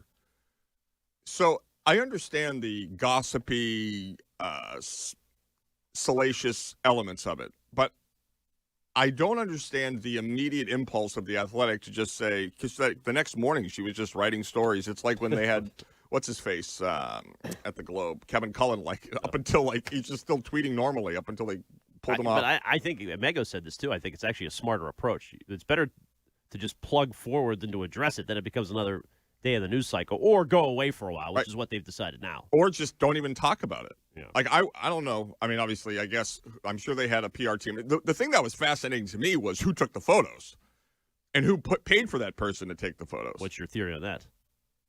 It was everything I've read said it was a private investigator. It has to be, right? And so the thing that made it seem not 100% guilty was that if you have a camera, why are you only taking still photos? Like, if they are actually, you know what I'm saying? It would be more of an indictment if they're like... Well, like the Artemis people went old school Canon camera on some of the moon shots. Maybe they didn't have the newest video version. Whoever this private investigator was, maybe he was just kind of a old school guy. Probably watched Gunsmoke. Yeah, he probably did. But it was and then I actually was like, oh, wow, this is a nothing burger when they had the picture of them in Indy. Like, that is totally normal. That's their best defense. Wouldn't you agree? If you're going to go with it wasn't me defense, this is the best you got. You were there all day and night, and all you got was some interlocking fingers and a little bit of an awkward hug with Vrabel looking askew. Right. That's the best they got. And they're sitting there at a bar in Indianapolis during the Combine, which if you went to a bar, I mean, I've never been to the Combine, but you say it's lovely. Awesome. Basically, the Combine exists to get drunk and talk to people. Underground complex. The Indianapolis underground complex, phenomenal. It's like the Mall of America, but underground. Really? Yeah, it's just like a big convention center, but you don't have to face the code. You just go underground everywhere. Yeah. Indianapolis, shockingly small city. Tiny. I went there to go look at. But there's pockets of activity like on the outskirts. It's kind of a, I don't know how to describe it. It's got satellite moons. Did you ever go to look at colleges and just sort of have fun and see a place that may not have ended up going to? Notre Dame. I went to Purdue and Indiana and Bloomington. Oh, you don't want to get stuck out there. Bloomington, holy hell, made Dover look like Dubai. Like today, Dubai, or no, this was like Dover. I thought we had one traffic light in Dover. Yeah, and Bloomington was more dull. Speed trap. I drove through there past your place. It's dangerous in Dover. Well, you got to pay for the schools, bub. Yeah, jeez. Scalabrine's kids are expensive. They got going on. And so for like the Bloomington, Indiana looked like it was stuck in 1952. And Purdue, awful. God, yeah, I've never been to Purdue. That's Nico's place. Yeah, just dull. They had us sing the fight song. I'm like, okay, I want to go here. Okay, but back to the Vrabel part of it, the football part of it. Okay, because we're talking to football fans, Curtis. Right. Sports fans on a Saturday. What do you think about the A gap? How does this affect my A gap and my B gap? And that's probably maybe not. Sorry. Everything you say with this thing becomes an innuendo. I thought Greg was on fire yesterday with that. It was like he was back in his Gunsmoke days. Okay, but Ime Udoka, not an apples-to-apples comparison, but correct me if I'm wrong, he was suspended and ultimately fired by the Celtics for a violation of team policies. He had an improper relationship. Now, this was a subordinate in the organization, right? So it was their code of conduct. Ime Udoka, yeah, totally different. Entirely different. But, the Patriots could look at it, if they wanted to, as an inappropriate thing going on with a coach and a reporter, yes? The only element that the Patriots, first of all, without impacting relationships, it would be very hard for Mike Vrabel's boss to fire him here. Oh, I would agree with that. It's not hard. It's not going to happen. But even if what you're saying is true. But I'm saying there's a line, and it's kind of close to... Do you understand why I say that? Of course I do. Okay, so secondly, the only leg that they would have to stand on, should they decide, from my perspective, should they decide to terminate or it would be more discipline. I don't know how that would be, but they discipline him. Is if she had information that was beyond what they would like to be sharing with the media, that he was sharing information that was positive about him, denigrating Elliot Wolf or somebody else in the organization, and it was because of this relationship that occurred. That would be something that you can make an argument. I don't know how successfully, but you can make an argument that would be. Yeah, okay. But and then in the other sense, just from the football team, you have a policy. I have been told that one of Vrabel's things is, stay out of the news or don't be the guy that, this is a common coach thing, right? Stay out of the headlines. He's drawn attention in a questionable manner to the organization. You would admit there would be some players that are highly religious that would look upon this maybe and judge from a moral standpoint. It may affect his relationships with other executives on the team. It's just kind of a vibe impact. More than anything, it could, for a team that just made a Super Bowl run, impact the vibe of the offseason and shadow the team this year. Especially when, as you built your season towards the Super Bowl, Mike Vrabel had several accurate, excellent pieces about how much he goes out of his way to be welcoming to female reporters and how it's Karen Gresian and how she gets the first question. And I think it was the same in Tennessee. And you're right. I think just in general, he's going to be much more close guarded in the way he speaks, which is unfortunate because he was so loose, fun. It just takes away the fun factor of everything, right? I mean, he might not be as I don't know candid with you guys. I mean, hopefully he is. Maybe we all move on and forget this in a month. I don't know. Well, those are just the things I worry about from the football Patriots part of it this year. There is just no way that you can understand how much bigger things are in the moment than they will end up being. Very rarely are things bigger later than they are in the moment. And I feel like this is for me, most likely to have paid the private investigator would be obviously people in their lives, right? Right. But I don't know. I don't know if you there's had a great line about the Jets coach. You want to just drop that out again here? First interception for the Jets, Aaron Glenn, boom. Bang. I thought my Grady Not So Little was really the line. I mean, it was in the New York Post. They only shopped it for 4 figures. That's a Jets thing to do. Yeah, and it was clearly someone who, this was not Radar Online. This was not someone that did this for a living, backgrid, all that stuff. Like, this was somebody who had an axe to grind, didn't really know the business side of it. You're desperate. You're Aaron Glenn. You need a scandal. You need a Pat Scandal stat. That guy in Tennessee, should we get that guy? Maybe no. We shouldn't get that guy. No, the Stillwater. Yeah, let's get Stillwater back. I don't know. Mike might not be happy about that, but he has been doing like a victory lap. What do you think if remember he came on and he said you're going to find out about Vrabel or something like that. He had this whole thing about Rossini, but what about the owner of the Titans that Vrabel has gone out of his way to sort of rip and mock since he's arrived here? Yeah. Not rip, but totally What's her name? ignore. She's got 3 names. Amy. Oh, Amy? I don't know. I thought she had a second. John Dennis said Amy once. What about Butler? Okay, so I guess the question here is, do you think, is it a scandal? Can I say it's a scandal? Yes. Is that a proper word? Is the Vrabel-Rossini scandal going to impact the Pats team on the field in any way this year? Do you worry? Obviously, you don't know that. But as you're driving around on a Saturday, you have a week to kind of digest this stuff flying around in the tabloids. New York Post is a tabloid? Yes. Okay. Any newspaper in that format is a tabloid. Does this, for you personally, does it impact the way you feel about Vrabel or the team? Will it impact the team itself? 617-779-7937.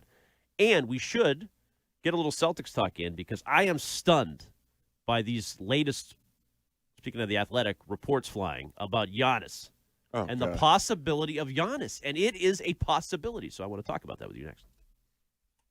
WEEI. WEEI. New England Sports Original.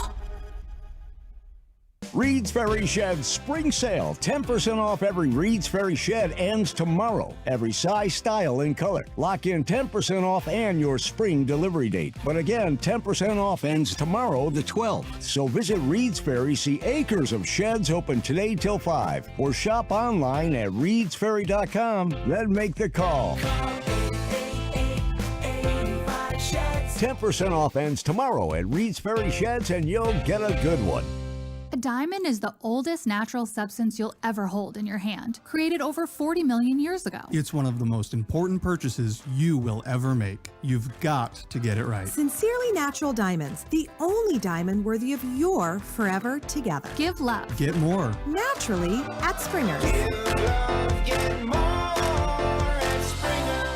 Springer's Jewelers in beautiful, tax-free Portsmouth, New Hampshire, and SpringersJewelers.com. It's better up here. No one loves kitchen cleanup, which is why you'll love new Palmolive Ultra Strength, as it instantly cuts through grease. Gentle on the planet, too. Palmolive has great new additions, including Palmolive Dishwasher Power Packs, which tackle 48 hours stuck on food and baked on messes with ease. There's also Palmolive Spray Away, a spray-activated foam that cuts grease on contact, and Palmolive's antibacterial liquid dish soap that cuts 99.9% of bacteria on kitchen surfaces. Palmolive, good for your home, good for the planet. Boston Standard has AC tune-ups on sale now for $99. Doing that regular maintenance on your AC now helps you avoid expensive repairs later. Don't wait for your system to break. Call the local experts at Boston Standard today to book your $99 AC tune-up. I'm Neil, founder of Clay Room.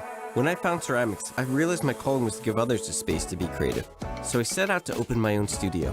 Having a Chase Ink card has allowed us to grow it and bring people together. Now we're molding a creative community. With the Chase Ink Business Cash Card, you can earn up to 5% cash back on business essentials, so your business can go from here to possible. Chase for business. Make more of what's yours.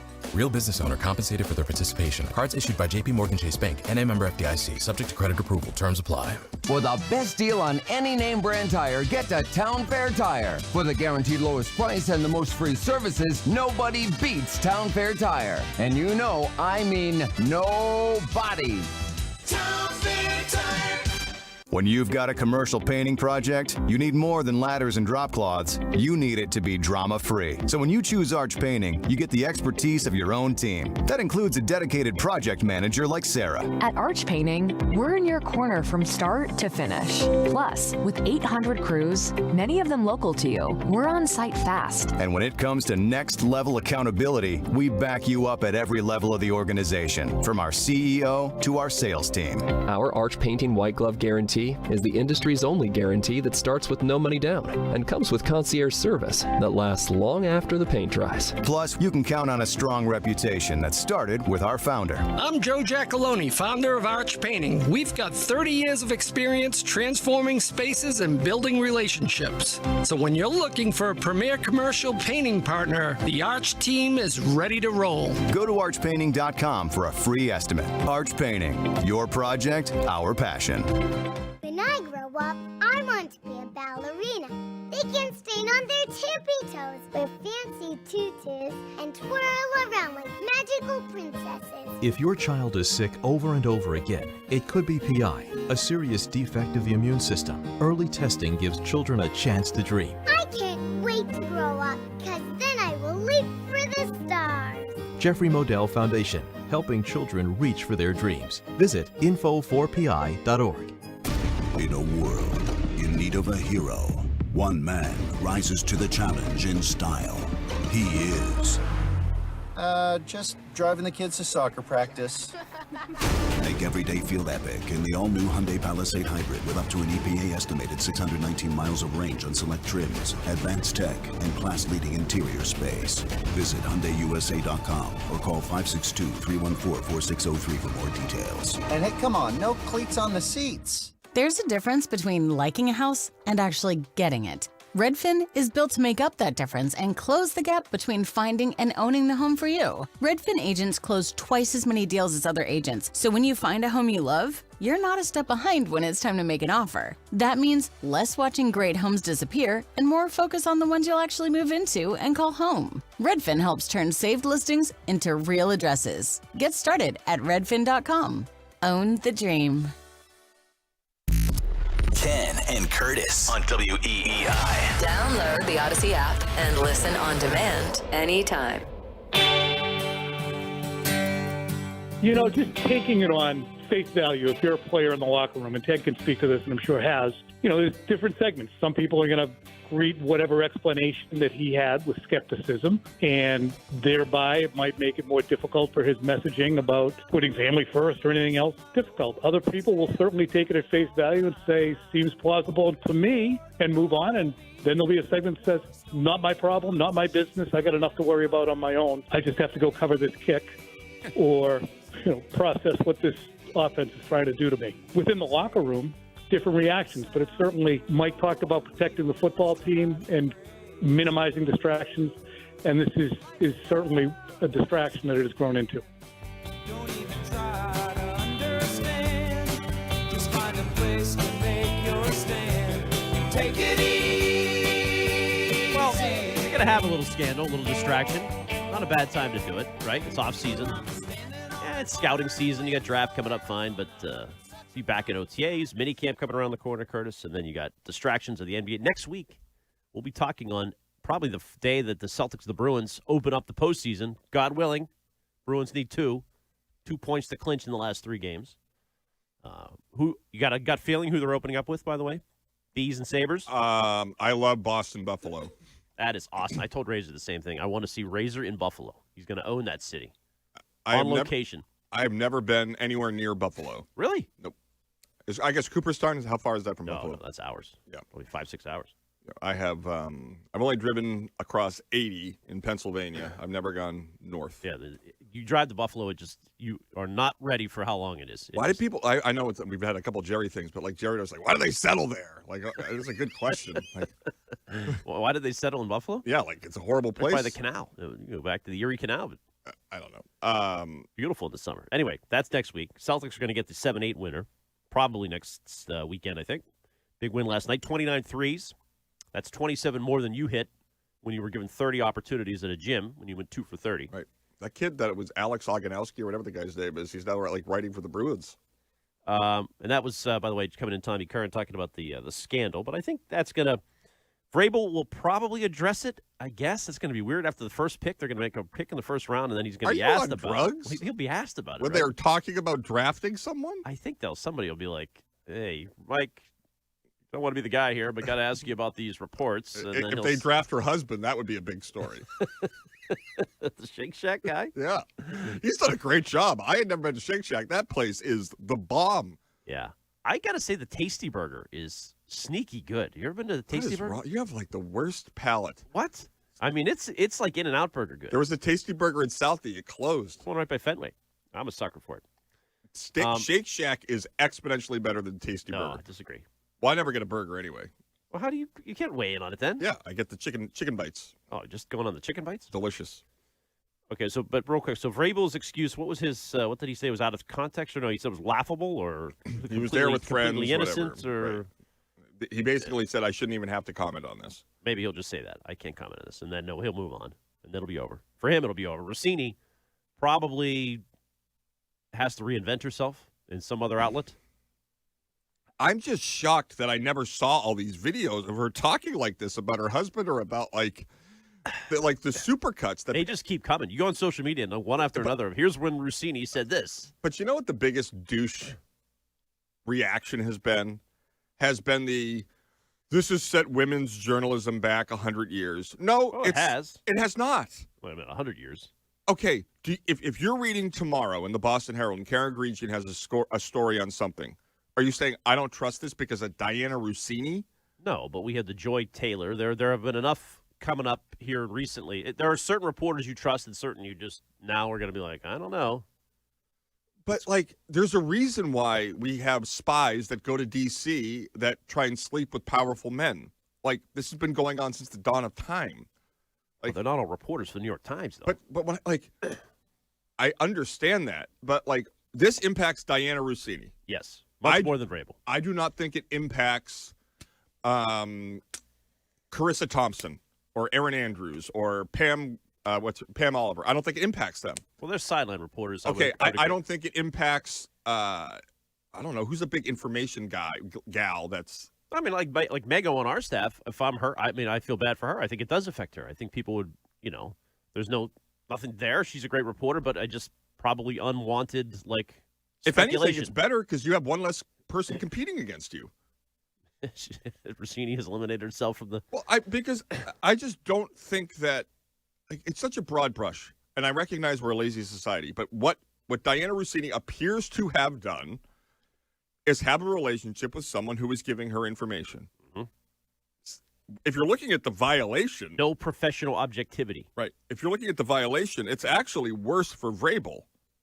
I know he will be viewed better than her, but Diana Rossini's job is to be an insider, and she's getting inside information. Yeah, but not that way. I'm not saying the way is right. You're missing it. I'm saying that the end result has been that Diana Rossini has gotten information, especially A.J. Brown or whatever else that she's been reporting on. Well, otherwise she wouldn't have gotten. And Mike Vrabel has been giving away information. Well, that's what the Philly is saying. So if you listen to the Philly media, they're trying to push this. Vrabel's an a-hole because he is deliberately sabotaging the A.J. Brown trade market through her. Totally get it. But that's what my point. Do you not follow? I'm not talking morals. I don't agree. Saying, I hear what you're saying. You don't agree? I think she's done a much greater disservice to herself and her industry than Mike Vrabel. How many? But it's not a disservice. What I'm talking about is her job is to get information. I get it, yeah. Mike Vrabel's job is to win football games. Right, but and there's he's clear giving rules, information. Big J journalism, you cannot get information this way. Right. She went and got information allegedly, potentially that way. I mean, in the bungalow. I mean, Mika had verbal sex with Joe Biden on Morning Joe. It wasn't actual sex, but, when you kiss ass, you get info. That's the way it works. Couple quick calls on this before we get to Giannis, okay? Let's go to Springfield. Go to Rich. Hey, Rich. Hey, how are you? It's also Vrabel's job not to disclose certain information as well, Chris. I think that this is going to be an issue. I know he laughed it off originally.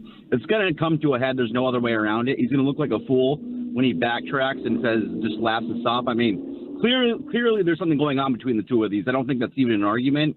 And who knows, personally, maybe Vrabel and his wife, their marriage is on the rocks, right? But when you're in that position, if that is the case, you do know that you don't want to do something that would put you on the front page of the newspaper. And clearly he did. Rich, let me ask you this question. Did you Sure, ever yeah. feel compelled to ask about Bill Belichick's personal life? Did I ever? I never really heard of it outside. He kept it pretty close. I didn't really hear anything like this. Right. Do I So think for the final year and a half at least of his time here, he was dating a 20-year-old girl. And before that, when he was with the Giants, he was on trial with a woman who was a receptionist for sending her thousands and thousands of dollars, and the ex-husband of that woman was in organized crime. And this was a huge story in the New York Post. Nobody here brought it up once because it really had nothing to do with the Patriots. It was just decisions that he had made in his personal life. But all the people that have been so outraged about Mike Vrabel never brought up Bill Belichick once and how he was off the field. Once. Yeah, I don't remember all of that with Bill Belichick. Right. I don't think I'm outraged, but I'm not certainly not outraged about this, Chris. But I think that people have a right to be outraged or have their own opinion towards it. But also, Belichick did a good job keeping everything in house. He wasn't giving information, or probably I'm sure Vrabel's giving information to Diana Rossini. I mean, he definitely is. All right, thank you, Rich. Well, he didn't keep it in house. I mean, it was in courthouses. It was in the New York Post. I mean, it wasn't. I don't know. I mean, Fred in the car. Yeah. Hey, Fred. Hey, this is I don't want to say it's a non-story, but this is a dumb story. And to suggest this affects Diana Rossini's credibility, I just think it's dumb. I honestly think you're playing like radio clickbait with me. You don't think it affects Diana Rossini's to be outraged, credibility? I don't. I don't. But why? Because maybe they had some pillow talk about him wanting to trade for A.J. Brown? What are we outraged about? Well, if you follow a reporter, do you want them to be intimate with all their sources? Is that like the way? It's just a weird. I mean, that's kind of a red line. You know? Yeah, people. I mean, there's nobody at WEEI who's a couple who's gotten together. It happens in every office building everywhere, and it's no different in the NFL. If she's getting inside information from Mike Vrabel, I don't know. To me, it's just it doesn't do anything for me. It doesn't affect Vrabel's credibility or her credibility. I'm sorry. No, it's fine. That's the way you feel. Appreciate that. I just think she's going to come under scrutiny for anything further that she posts and reports on. It's just not everybody, obviously, but some people are going to be like, oh, where'd you get that? Yeah, and I mean, I'm sure it's the same in every market. I don't follow, the reporting and reporters and sideline reporters in other markets, but it's been going on here for my entire life. On Nesson, on whatever, like people that cover the Red Sox. Yeah, teams that I've covered, you always report about this coach, report about that. The thing that I found fascinating is I was talking to an ex-hockey player, and something like this came up about somebody that was covering the hockey team was with someone on the hockey team. And this person said they know that's the deal when that person was let go, like that it was entirely on the reporter, which is just so backwards. It's on both. Right. But and this person I think is a good guy. I didn't think but the way in which there was this red line that was only on the line of the woman having the relationship with the player, not the player having the relationship with the woman. Does that make sense? A lot of tough to follow, but yes. Sort of. The female reporter who's covering the team is the one that's out of a job, not the hockey player, because it's the female reporter's fault. Right. Again, that's the situation here, I feel like. But it's not the female reporter's fault. It's there is nobody's. You know what I'm saying? Yeah, I guess I don't think it's Vrabel's fault. I don't really blame Vrabel at all. Really? You don't blame Vrabel at all? If this is true and happening, and he denies it, obviously, but it's his life and whatever. I don't think it's going to affect his team very much at all. No. And in this case, it's just a personal relationship. And it's also a guy who this year, even in ways where I was critical of him to his face about when he said he wasn't disappointed in Barmore or Diggs, he's gone out of his way when guys have been in tough spots to be very supportive. Yeah, he's free and easy. Yep. That's the way he lives his life. All right, 617-779-7936. Road show at Ambiente? Do they have one around here? No, we have to just go to Sedona. I know you have been to, at some point, one of these chic private bungalow rooftops. It looks awesome. I would love to go. I've never been to Sedona. I hear it's beautiful. Did you check out prices on this thing? I did not. That's my dad's job. You're going to Coachella. I saw that. I love Coachella. I cannot wait. Airbnb? I don't know what that is, but I'm sure it'll be fun. All right. I do want to get the honest. We talked Sox. A lot going on. Masters. You guys totally reverse jinxed Rory by bashing him on the show before he won the Masters last year. Now he'll never lose again. I wish we could find that Chime audio of him just ripping Rory before last year's Masters. It was epic. So much to get to here on the Kenny Curtis Show. WEEI, New England Sports Original.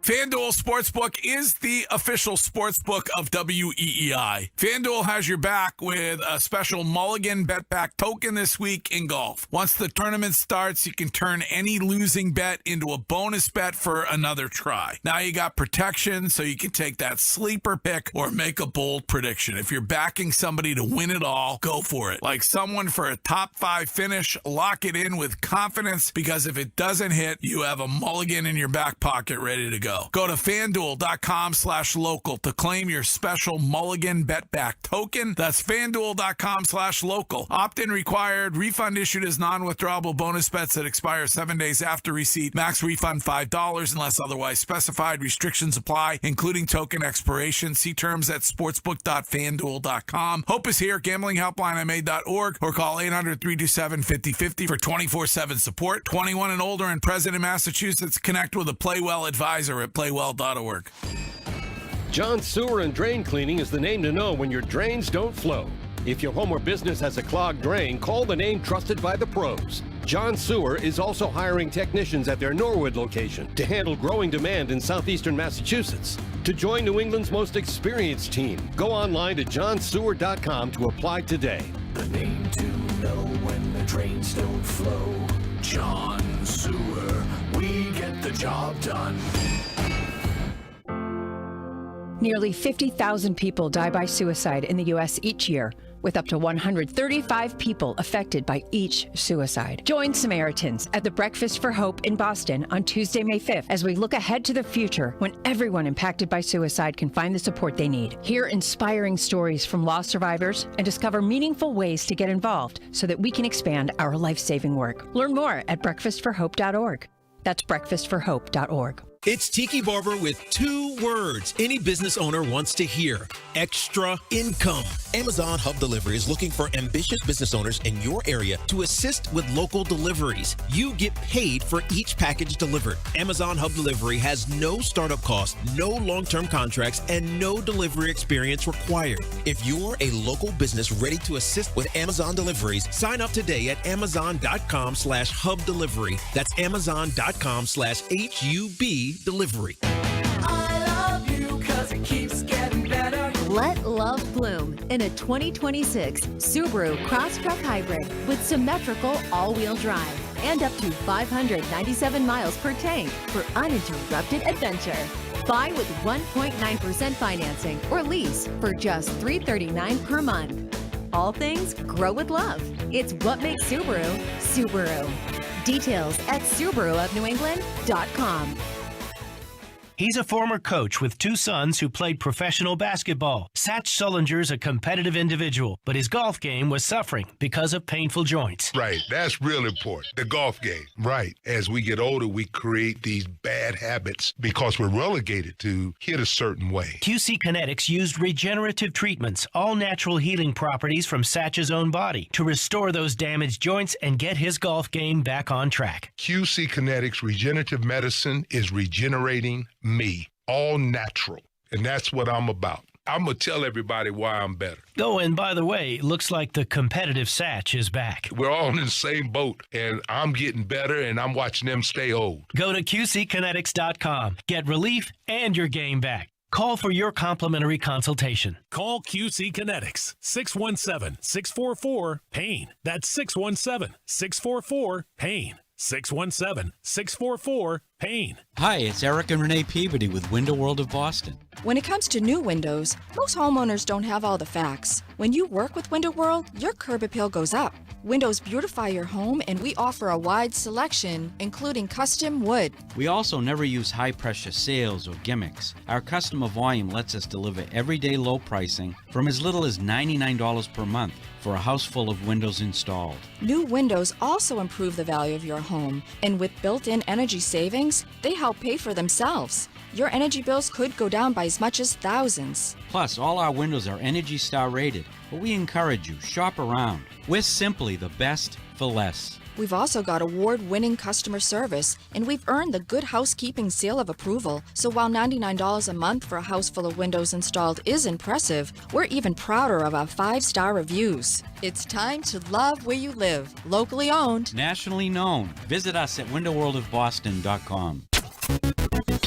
From the Catches Law Injury Attorney Studios. Every game, all season, the Sox play here. 93.7 WEEI FM and HD1, Lawrence, Boston, and Odyssey Sports Station. WEEI. This is Ken and Curtis on WEEI. Save us as a favorite on the Odyssey app and take Boston Sports Original everywhere you go.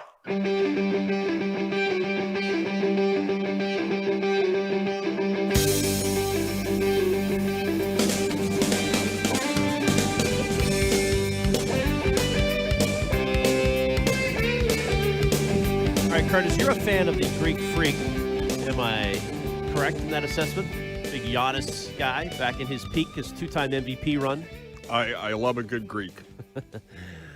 Take me to the Greek. So Giannis is going to be traded, we think, for sure, finally, this offseason. Milwaukee's a dumpster fire. Right. So a lot of talk about The Athletic for other people this week, but Sam Amick for The Athletic has a report out that the Celtics are known to be interested. They have discussed in league circles. Do you call it a gyro or a euro? Gyro. It's a hard thing to say if Is you call it it not a gyro. true? I mean, it's right, but it's just hard. I'm sorry. Carry on. The Celtics are a potential suitor for Giannis. This Right. is a report. This reminds me when I was a kid when the Celtics got the human highlight reel, Dominique Wilkins, when he was like old and withered. He's only 31. He'll be 32 in December. He's not that old. Right.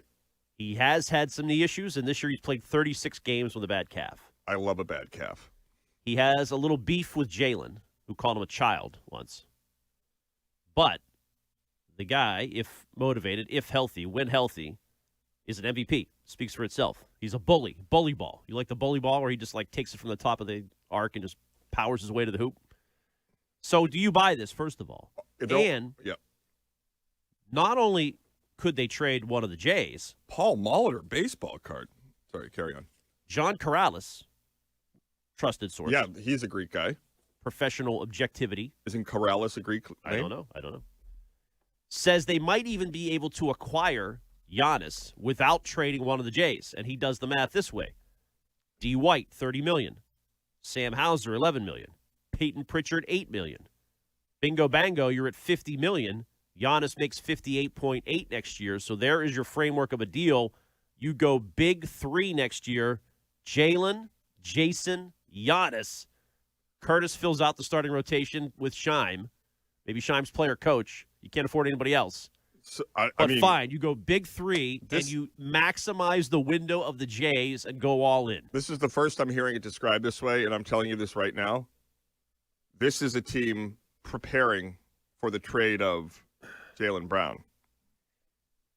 That is when you bring Giannis in. You do not have the three of them. No way. No how. Not happening. Why? Just if you don't think that Jalen and Jason can exist long-term after Jalen's renaissance year, you're not going to certainly do it with Giannis Antetokounmpo. For a year or two? Right. I think you could. I think those Jaylen guys... Brown has the next 3 to 4 years of his absolute peak, maybe 3 years. Why would you do 2 of it with Giannis? Why wouldn't you? Because he wants to be the guy. That's all we hear about. No, he wants to be the man. He just praised Giannis did, Missoula. I'm not talking about Giannis. I'm talking about Jaylen Brown. Okay, but what if they lose in ugly fashion? And Giannis has to be traded, Ken. Yes. And so in ugly fashion, they lose in round 2 to the Knicks, which is a possibility after what we saw Thursday night. There is a better chance of Greg Hill being a professional swimmer. You're not excited about that. Not at all. I could give 2 poops about Giannis. A new big three. It's not a big three. That is so... What do you mean it's not a big three? That is very unfair to Mikhail Burden Parrish and... Why? You get a 2-time MVP on your roster, a guy that's a face of the league? That's a big Giannis three. is not a face of the league. He's a face of the bench right now. I mean, he's had a couple down years. Right. A couple injured years. And to say that Giannis is the face of the league, there's 15 people ahead of him. I'm saying he's the face of the league, but of course, he's one of the premier players in the league. Do you think if Giannis walked through downtown Boston today, people would stop him and say hello? Yes. You don't think they would? I don't. I mean, I'm thinking. I think that in Boston right now, more people would recognize Greg Hill than Giannis. Well, Greg Hill's an icon. Right. I'm excited about it. I don't know. I read that, and I'm like, wow, this actually, I would do that. I would trade White, Pritchard, and Hauser. If I could get Giannis for 2 years and make a run, especially if they can't get over the hump this year, and it looks like the Knicks have passed them. And by the way, the Knicks are another team that is a suitor for Giannis. Let's see how it goes. It's a big if. It's a hot take, but I do believe it. At its peak, not day-to-day, at its peak, you can make an argument that Greek food is better than Italian. Oh, yeah. Well, see, when people say Mediterranean food, I think of Greek food. Right. And I like that better than Italian. Healthier. Feels healthier. It's right. It's more sustainable. Like yes. Great. Although Italians live, do Italians live longer? Well, the Italian food you get in Italy is very different than the Italian food you get here. There's no such thing as chicken parm in Rome. You can't get chicken parm in Rome? No. Really? Really. They don't serve chicken? They serve chicken, but they don't serve it with sauce and mozzarella. They serve parm? No, that's an entirely Americanized thing. Oh, that's disappointing. The best thing they have in Italy outside of the pizza is the like, what is it called? The cannoli? No. Like lunch sandwich, bread. Those lemon. They make it's like focacceria or whatever the hell they call it. You look go good, in. Yeah. In Florence. A little baguette. 2017, I walk in and I asked for a focaccia. They just taken out of the oven with fresh mozzarella, fresh tomato, pesto, and prosciutto in it. To this day, it's the greatest thing I've ever had in my life. Unbelievable. But yes, Greek food at its peak, I think, is better. I love Greek food. Best Greek spot in Boston, I would go Cava, not the Cava, Kava. Very good. Now, Giannis comes in. That's going to be a whole renaissance of Greek food everywhere around the All right. Commonwealth. So, I don't know why you're so down on it. I mean, so it's more of an injury age thing. You're just skeptical. It just feels like the 90s Red Sox. Let's bring in Brett Saberhagen. Okay. By the way, Wiggy was right. I mean, Wiggy is not right about some things, but he was the only person. They just clinched the 2 seed. You and I mocked him for saying that early in the year. 1,000% They just went right. 55-26 with guys that you've never heard of. I mean, Baylor Shireman has become a story, a legitimate player. I'm still a little Vucevic skeptical. I don't know about that trade. Rate the importance on how they got here. The people most deserving of praise: Stevens, Missoula, Jalen. Not players. Yeah, Stevens, Missoula. Yes. Jalen. Yep. I guess that would be the 3. I mean, Neemias Queta. Neemias Queta just became the 3rd center in Celtics history to finish a year with 600 rebounds, 100 blocks, and 50 steals, 60 steals in a year. Yeah. Joining Robert Parrish and Dave Cowens. Now, he hit a 3 last night, too. Dave Cowens won an MVP, I believe. There you go. I mean, see, Cowens he didn't have a big 3. Give JB and JT a big 3. You would so for me, a second championship? I go Jalen. Oof. Wow. I don't know how because it's like I feel like Missoula's had a better year than Jalen, and Jalen's had the best year of his life. Missoula's viewpoint, the way Missoula is perceived, has had the biggest positive gain of anybody in the Boston sports scene in a while. Yeah, he's a total 180 for me. I mean, and it just was it was like a flip of a switch. I just said, no, I'm not criticizing. I'm done. I can't criticize him anymore. The guys. He has been unbelievable. He has been unbelievable.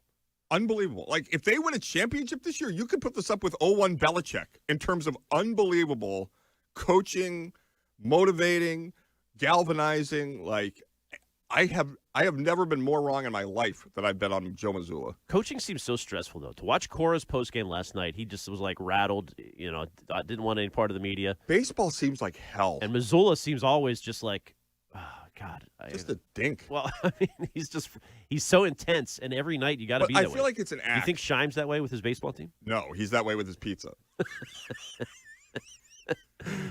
Let's go. Speaking of the Red Sox, Mark in Florida has been hanging on. Wow, we haven't talked the Little Sox in hour 1 of the show. 3-2 loss last night to St. Louis. Hey, Mark. Good morning, guys. You guys know I'm a Curtis homer. I love him. I think he's the best on the station. And by the way you handled the Fred Couples faux pas yesterday was top notch. He handled it with class. I swear, it's the thing that's scary, Mark, is that the older I get, the more confident I get in things that are wrong. It's very, very unfortunate, but carry on. I was the guy that called College Tom, and I said, I hate to do this to my guy, but he did make a 9 on the 15th hole, and he ended up 6 over or whatever. But you handled it great. You could, Anyway, guys, I was watching the Sox last night, and every single batter that comes up in the lineup, I have 0.0% confidence in. And I say to myself, how can a general manager and head of baseball operations go into a season with a lineup like this and present it to the fan base and say, this is good enough? I don't understand. Well, the owners had to have been a part of it, right? Wouldn't you say, Mark? I mean, they were on a budget, clearly. They were certain players they said they went in all in on Soto, right, Curtis? At $700 million the year prior, but this year their offer to the Polar Bear was just embarrassing. So, I mean, they're complicit in that. But why? But why is my question? You need to score runs, and there's no one in that lineup that's a run producer, essentially. Yeah, you're right. It's very frustrating. Why? I mean, Curtis will talk about the lockout and wanting to maintain fiscal responsibility going into that. Clearly winning wasn't the most important thing, right?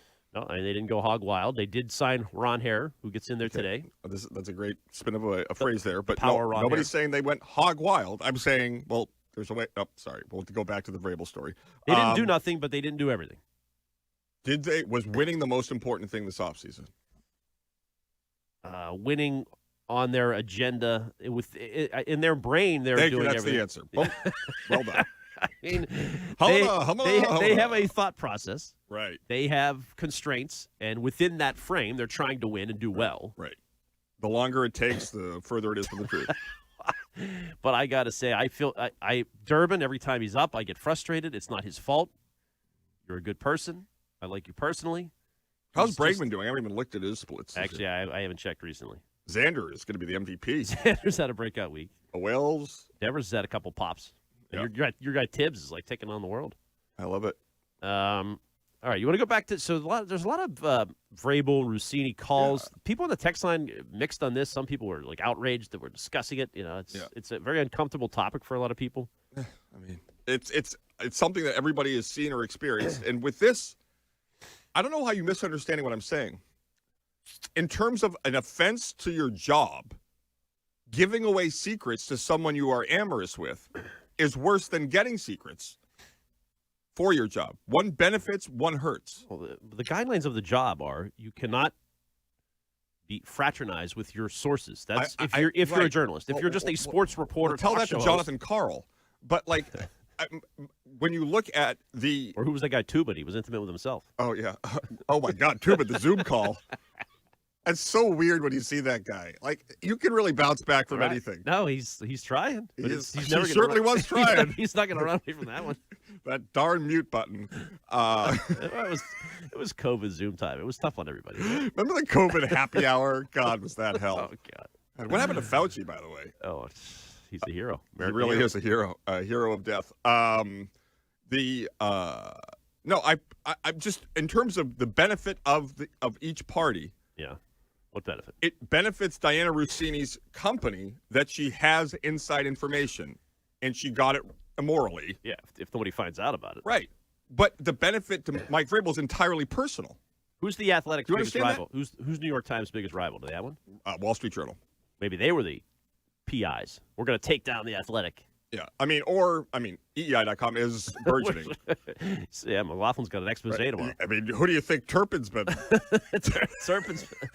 I trust Turpin. I trust all his sources. Well, I mean, Pure Missoula hoops. did try to kill him. Puts the pure in pure hoops. I love Turpin. All right, I'm not going to take these calls. I'm going to get David's news, and then we'll take the calls. Okay. I want to stay on the clock. Oh yeah, so I've done a horrible job at today. We broke it like the clock with Don't Greg say this that. week. It was wild. It was awful. 617-779-7937. And with the latest, including the Masters getting underway now on ESPN. Yes. Some early rounds. I can't believe that Tiger Woods never had a bigger day 2 lead than Rory. Are you becoming a Rory fan? Is he going to win you over? Is there any way he could? Why not? I don't. I'm having a tough time getting into the Masters right now. Well, it's a blowout. I just don't. But today is the day. Yeah, moving day. Moving day. All right, David, here's more. Now, here's what's trending on WEEI.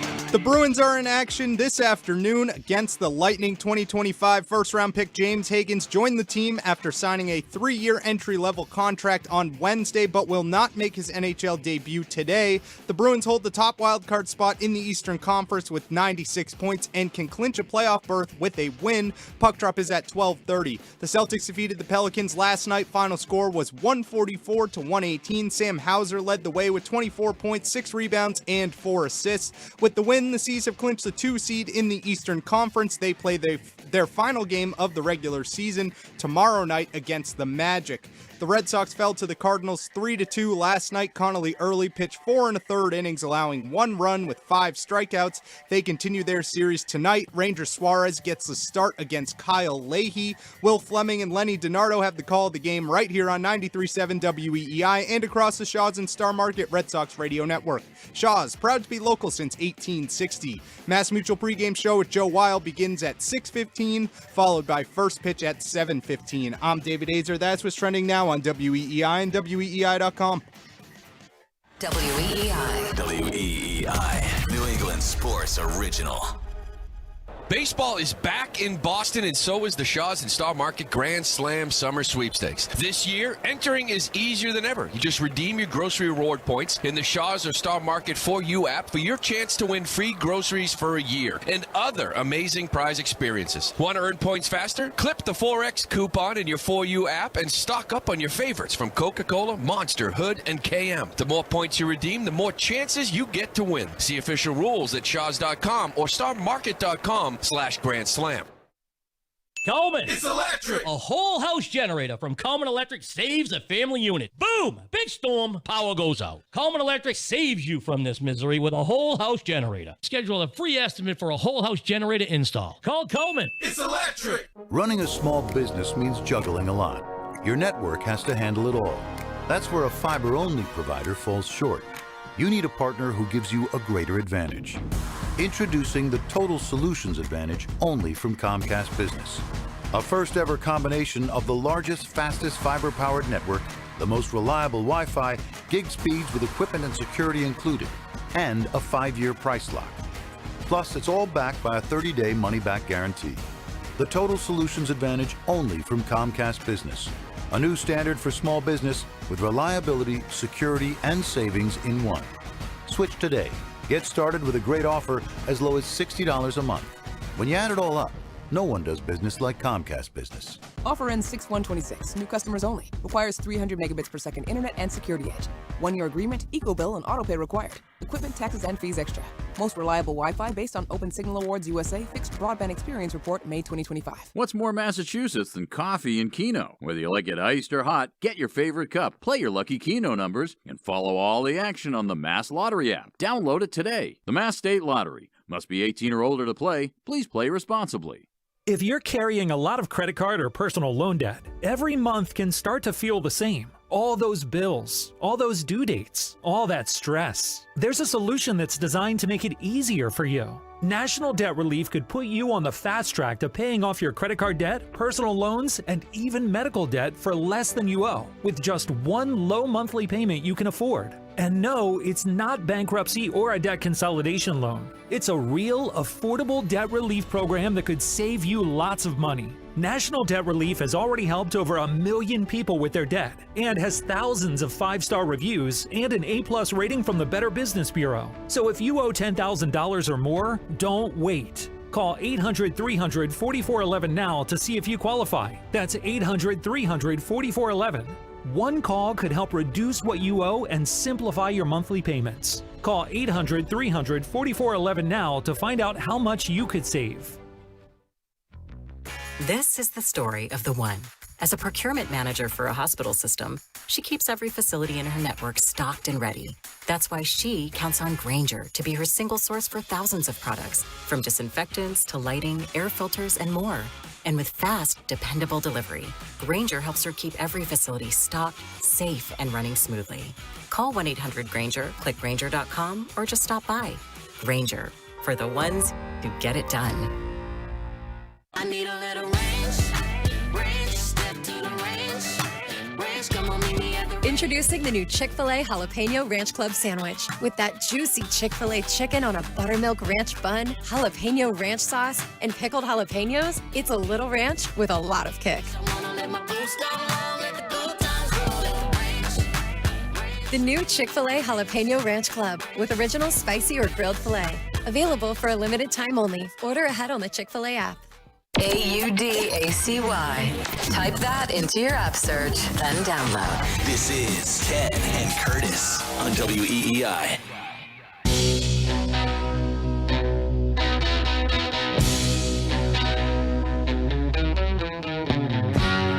Yes, I got what I deserve.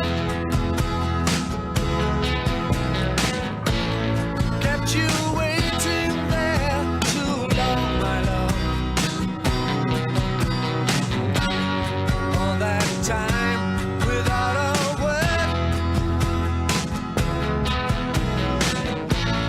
Didn't know you'd think that I'd forget. I'd regret special love I had for you. My baby blue. Oh, what a banger. Great job, baby. Bad finger, Curtis. Baby Blue. The finish for what great series? This would be The Wire. Nope. Good try. Try again next year. 508 texter. Problem with the Red Sox is not money spent. They have the 6th highest payroll. The problem is how they spend it, and the team absolutely sucks. Should have had the lowest payroll in the league based on the talent, and they managed their money terribly. Now, you were citing sources. Was this Cotillo? Yes. Who said not the 6th highest payroll, but rather the 12th? Correct. But do you agree with the overall texter's assessment that they have spent their money poorly? The money that they have spent, they have misspent. Sure. But is that Trevor's story, or what are we talking about there? Because, again, he had a good year last year. He was fine. Yeah, it was like a career year for him. You know, a career year, but not Rocky's home run story, but he had like a 5 or something like that. Pretty good. Yeah, I think he was great. I mean, my thing is that you have they are a victim of their own success. We have seen the Red Sox enter an offseason where they have been urgently seeking additions that will immediately help the team with very low downside. Yeah. And this has not at all been their approach since 2018. If Kyle Schwarber came in 2013 at the trade deadline, led you to the playoffs, dominated, fell in love with Boston, Boston fell in love with him, or Waltham to be more specific. Yeah.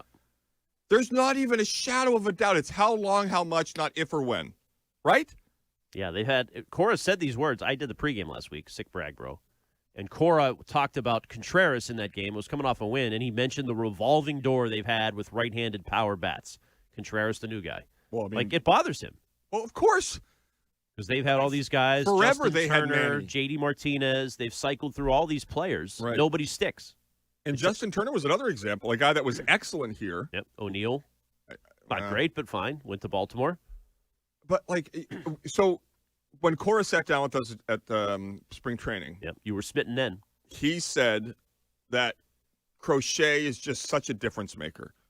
That having that ace, having that guy that you're only, four straight, you got him coming on the mound, even if everything goes wrong in the prior 4 games, and you feel damn good about winning it. Yep. That's what Manny provided for 10 years with the Red Sox, and what Ortiz provided, and what you have when a guy is always an inning or two from getting back to the plate, where you feel like with one swing he can either put the game away or get you back into it. Well, what's the biggest disappointment so far? I hate to say it, but it's Roman. It's not his fault, but the pressure on him was too high. But they need him to be good. I mean, he's not making nothing, so it's not like a payroll negative. But they need him to be Manny, right? And instead, after 2 weeks, it's Ramen Anthony is the narrative we're getting on him. He's the just best line they've had on Jones and Keefe ever. Yeah, Phenomenal, great. Brilliant. And he's not in the lineup last night, which pissed people off. But so it's not his fault last night. But still, I mean, other than him, who else has disappointed you of all the guys that they brought in? I mean, like Suarez, I guess? Probably Suarez, definitely. I would also say that, do you ever feel like, I don't know how to describe it. They just go You had high hopes for Danny Coulomb. That has not delivered. Column A or column B? Can we get to these calls? I need to avoid Vrabel all day. Sorry. A lot of Vrabels. What do you want? Pritchard, Vrabel, Masters? You're in charge there. Thank you for saying that. Let's go to Ed and Wellesley. Hello, Ed. Hey, guys. Good morning. Kenny, I haven't heard that level of eloquence when you said bingo bango since we heard, who was it, Herp Derp?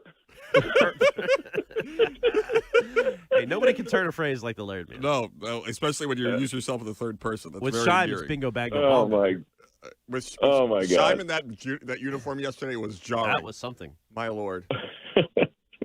So on Vrabel here, I think, here's my thought on this. I think at a minimum, absolute minimum, it's just a lack of judgment on his part. Kenny, think about it. If you, even if you went to, go visit some girls from college, assuming you knew some girls from college, and the engineering frat had one. Poor girl. After you're at a general manager convention or something, and even if you called your wife and said, "Hey, I'm going to go visit these girls at a resort," she's going to say, "You sure you want to do that?"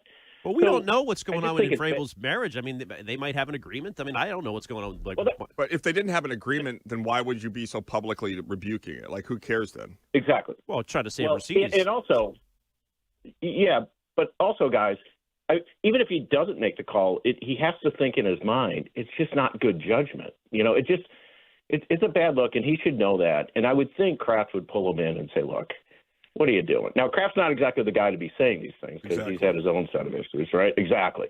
So I think, I've always thought about these things as you look for data points and trends. So it's a data point. You see if there's another data point that comes up, and away you go. I don't think anybody is going to be in great trouble for this. I did have one other question for you guys, if you don't mind.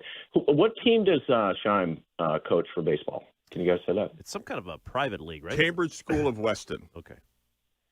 Got it. Okay. Well, I happen to umpire high school baseball, so I'm going to see if I can get one of those games. Please, awesome. God in heaven, Ed. That would be awesome. That would be tremendous. I'll do it. All right, Thanks, guys. Thank you, Ed. Run him for something. Just a uniform violation, whatever it is. But that's the other problem. You can't there's no challenges, I guess, in high school baseball, but you can't get run anymore. There's no manager runs. No. But the thing about the ABS is like that was the wildest conversation we had a couple weeks ago on the Green Hill Show.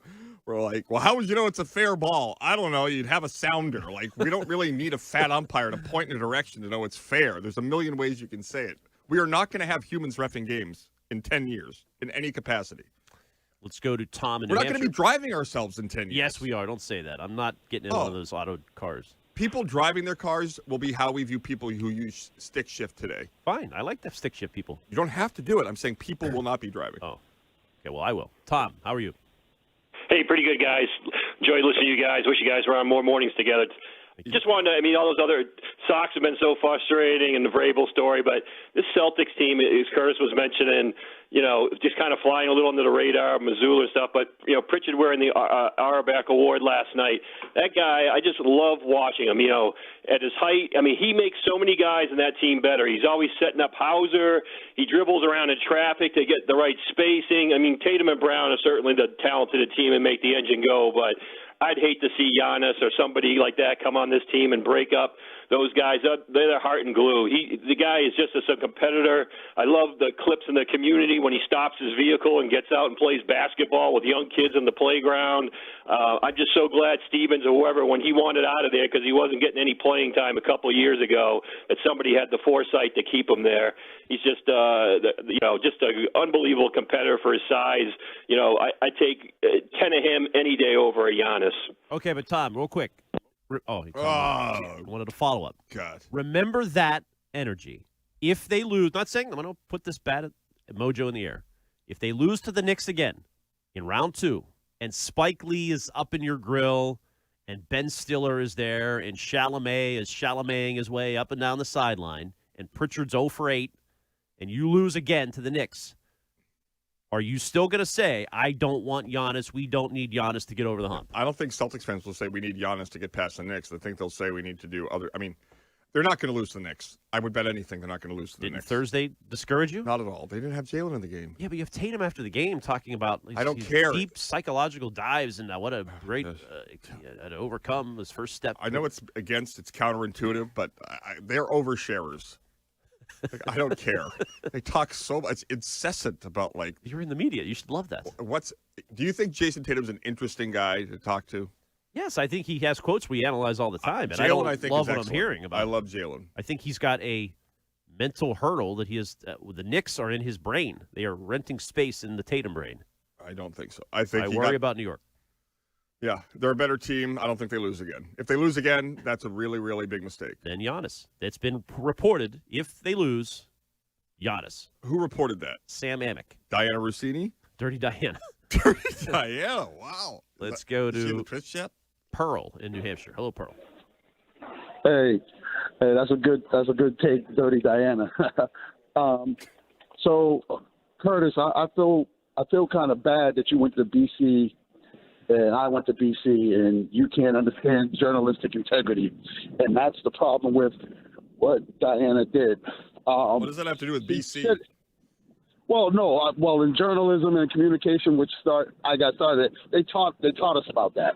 So I'm just concerned that you didn't get that Curtis memo. didn't go to class. No, I did not. I was. Well, I'll give you an example. Like I played under Tom Coughlin. He was a very disciplinarian, strict person and all these things. Now, if we found out that he was totally different than what he was preaching about family and all that stuff, then when he came in and talked to us, we're looking at him sideways.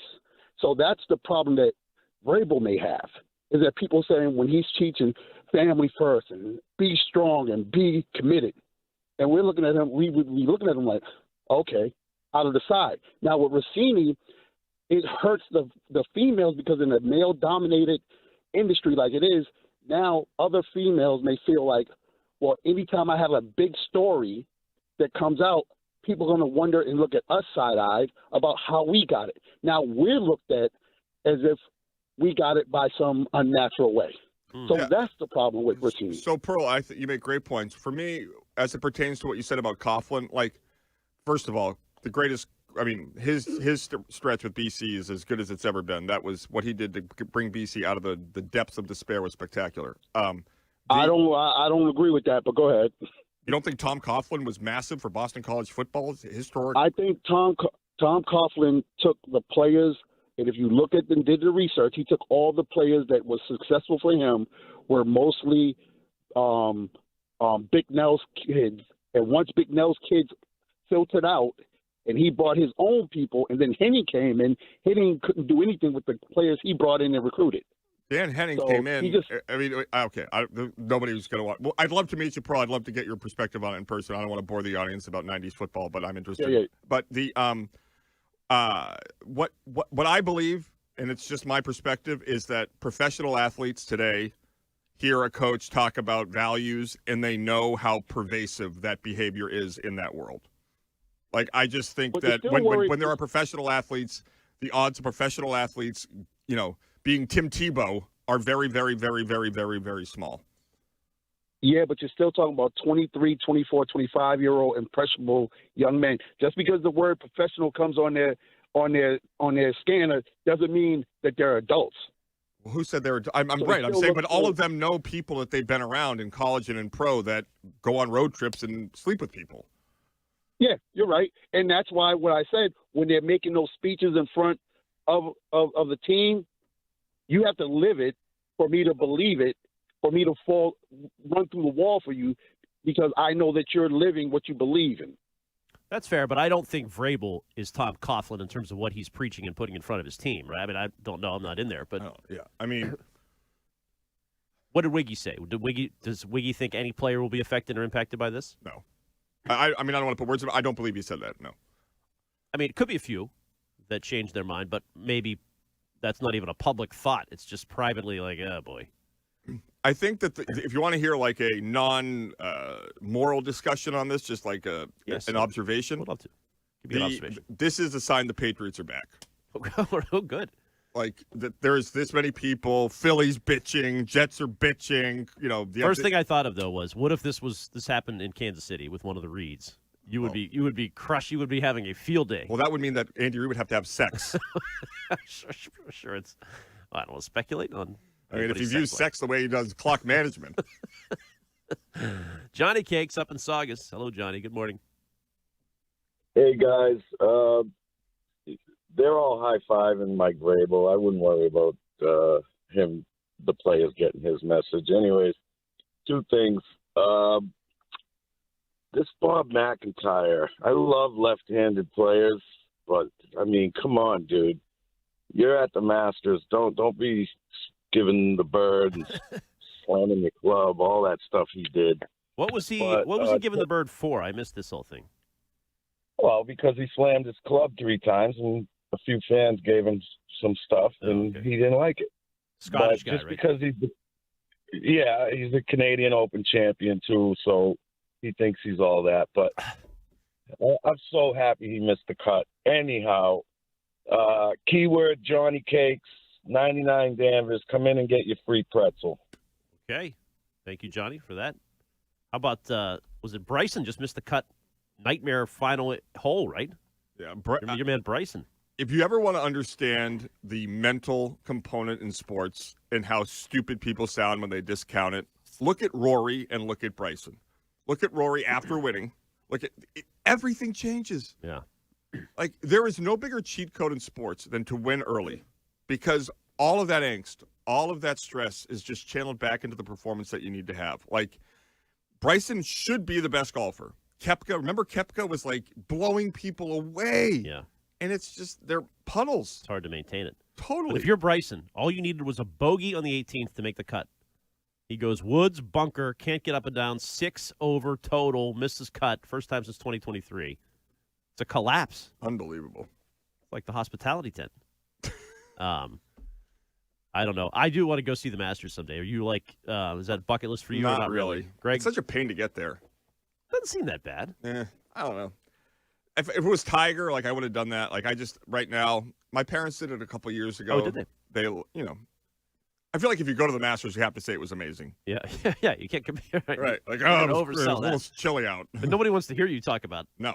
It'd not be. And it is such a douche move. I don't know where I was. I was getting James, and there was like the start of the Masters, and you have everybody wearing their Masters gear. Like, you're not at the Masters. It's downtown Boston on a Thursday. Like, nobody cares. It's like the people that run the marathon and wear that jacket for a month. Were you fired up about the Artemis? Did James watch it live? He does. Yeah, my parents saw it live. Really? Yeah, from the beaches of Jupiter. That was awesome. They had it on the Polar Park Jumbotron last night. People chanting USA as it came down. Did you say it? Here goes Uranus. No, I didn't. I had my rocket call, but I never got that in.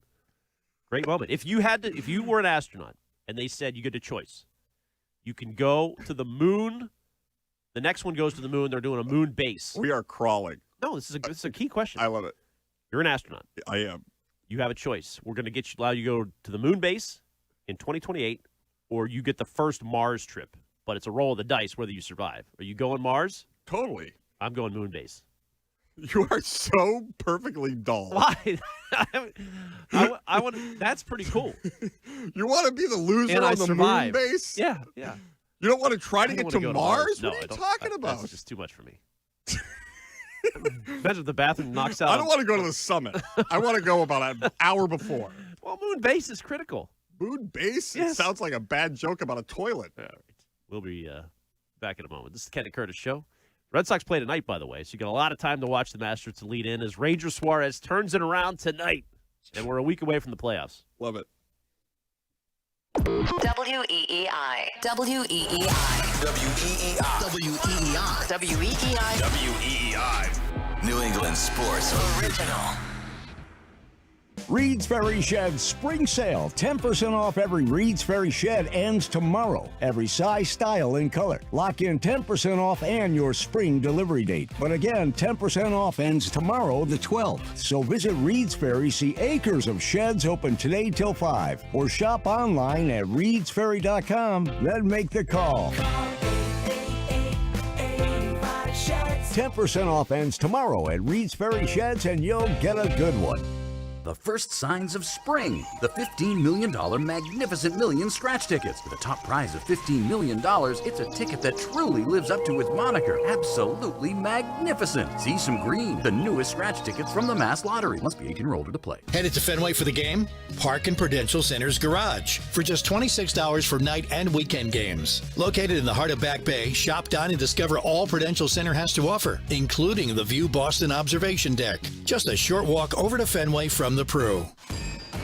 John Sewer and Drain Cleaning is the name to know when your drains don't flow.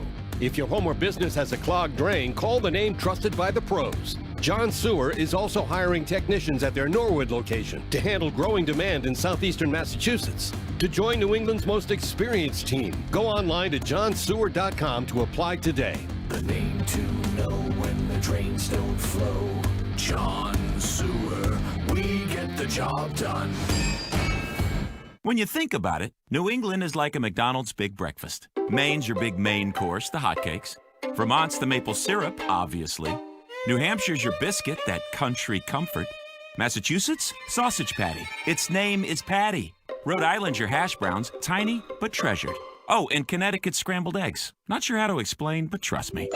All that for just $5. Get our big breakfast at McDonald's. Limited time only. Price participation may vary. Cannot be combined with any other offer. Ba-da-ba-ba-ba. Hey, it's Jones for Verizon. Looking for a great deal to stay connected? Now, for a limited time, new Verizon mobile and home customers can get Fios and a line of mobile for just $69.99 a month with AutoPay. Get Fios 300 megabit per second for $20 a month and unlimited welcome for $50 a month, plus taxes and fees when you bring your own phone. Visit Verizon store today to learn more and switch. For new Fios internet and mobile customers, discounts applied over 36 months. Mobile and home discount enrollment is required. Additional terms apply. In terms of congestion, unlimited 5G and 4G LTE may be temporarily slower than other traffic. Domestic data roaming at 2G speeds. Hi, I'm Mike. And I'm Mark, the owners of Reliable Fence, New England's leading fencing company. Our high-quality fences protect and beautify your property, and always at a fair price. And right now, you can save big with our annual Spring into Savings sale, where you'll save 20%. Just go to reliablefencing.com. That's reliable, FENCING.com for the best fence around. Reliable Fence.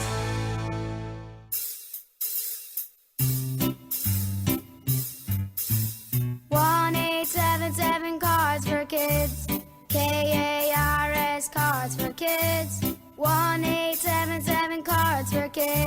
Donate your car today. 1877 Cars for Kids. KARS Cars for Kids. 1877 Cars for Kids. Donate your car today. Ready to get rid of that old car? Donate it to Cars for Kids. Call 877 Cars for Kids to speak to a friendly live agent. Donation is super easy, and your car can be picked up as soon as tomorrow. Go to carsforkids.org now or call 877 Cars for Kids to donate your car today. 1877 Cars for Kids. KARS Cars for Kids. 1877 Cars for Kids. Did you know you can donate real estate too? Go to carsforkids.org. That's cars with a K. Carpal tunnel syndrome, heart failure that doesn't improve with common medicines. These are some signs and symptoms associated with ATTR-CM, or the cardiomyopathy of ATTR amyloidosis, a serious heart condition with symptoms that get worse over time. Amvuttra, vutrisiran, is a prescription medicine given by a healthcare provider that treats ATTR-CM in adults to reduce heart-related death, hospital stays, and urgent visits. In a clinical study, Amvuttra was proven to help people live longer and have fewer heart-related hospital stays and urgent visits over 3 years compared to placebo. Amvuttra lowers the amount of vitamin A in your blood, which can affect vision. Other side effects include pain in the arms or legs, pain in the joints, and shortness of breath. These are not all the possible side effects of Amvuttra. For prescribing information, call 1-833-256-2748 or learn more at amvuttra.com. Ask your doctor about Amvuttra for ATTR-CM. This is Ken and Curtis, WEEI.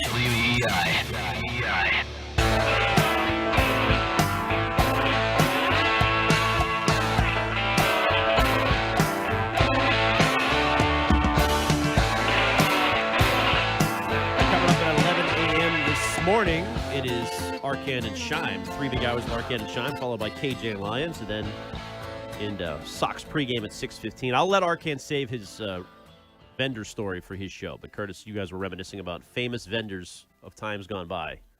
Yes. Oh, awesome. Yeah, I mean, my first job was at Fenway. Mr. Buckley was the old VP with the prior ownership group, worked at Ernst & Young with my dad for a very long time. So once again, I got a job I didn't earn. I did that for 2 summers. And today, I would say at least 30 to 50% of the people that work at Fenway were working in 2001 when I was there. It's wild. Would you have gone on strike with the Aramark folk last year? No, I don't unionize. Yeah, you don't. No union. Arcand's here. A little cross talk. What's up? What's happening? I met a member of Fenway royalty. I'll save the main story for when I'm on here. But if you were going to Fenway in the 90s and 2000s, you know this person that I'm talking about. He was a vendor at Fenway, and he was very well known. And he knew you. Well, yeah, but I mean, once I figured out it was him, it was like I was starstruck. Did you get him on the show this week? I'm planning to. Yes. Yeah. Excellent. I mean, I would say this guy and the Crunch and Munch guy were rivals. Oh, really? Yeah, big rivals. We talked about the Crunch and Munch guy last night. It's like you can't talk Mention about that. Yeah, I guess the Crunch and Munch guy worked at Fenway briefly, but He then did? yeah, I think I don't know, something happened. My didn't favorite- last there. He was a TD Garden guy. Yeah. Crunch and Munch guy was TD Garden. Yeah. Well, the infancy. Yeah. My favorite thing about the Crunch and Munch guy was when they would be out of town fans and have no idea what he was. They'd be like, "Who is He's, this?" like, screaming at Right, him. he's like in their face with Crunch and Munch, and they're like, "Can I just get a beer, you douche?" It's part of the home court advantage. Yeah. Which, by the way, I am nervous about the Knicks. Curtis and Textures do not seem to agree with this, Arcand. But are you buying the Sam Amick report that if indeed the Knicks get the better of the Celtics in round 2, it is Giannis time, and potentially Big 3, trade everybody but the Jays for Giannis for a new Big 3?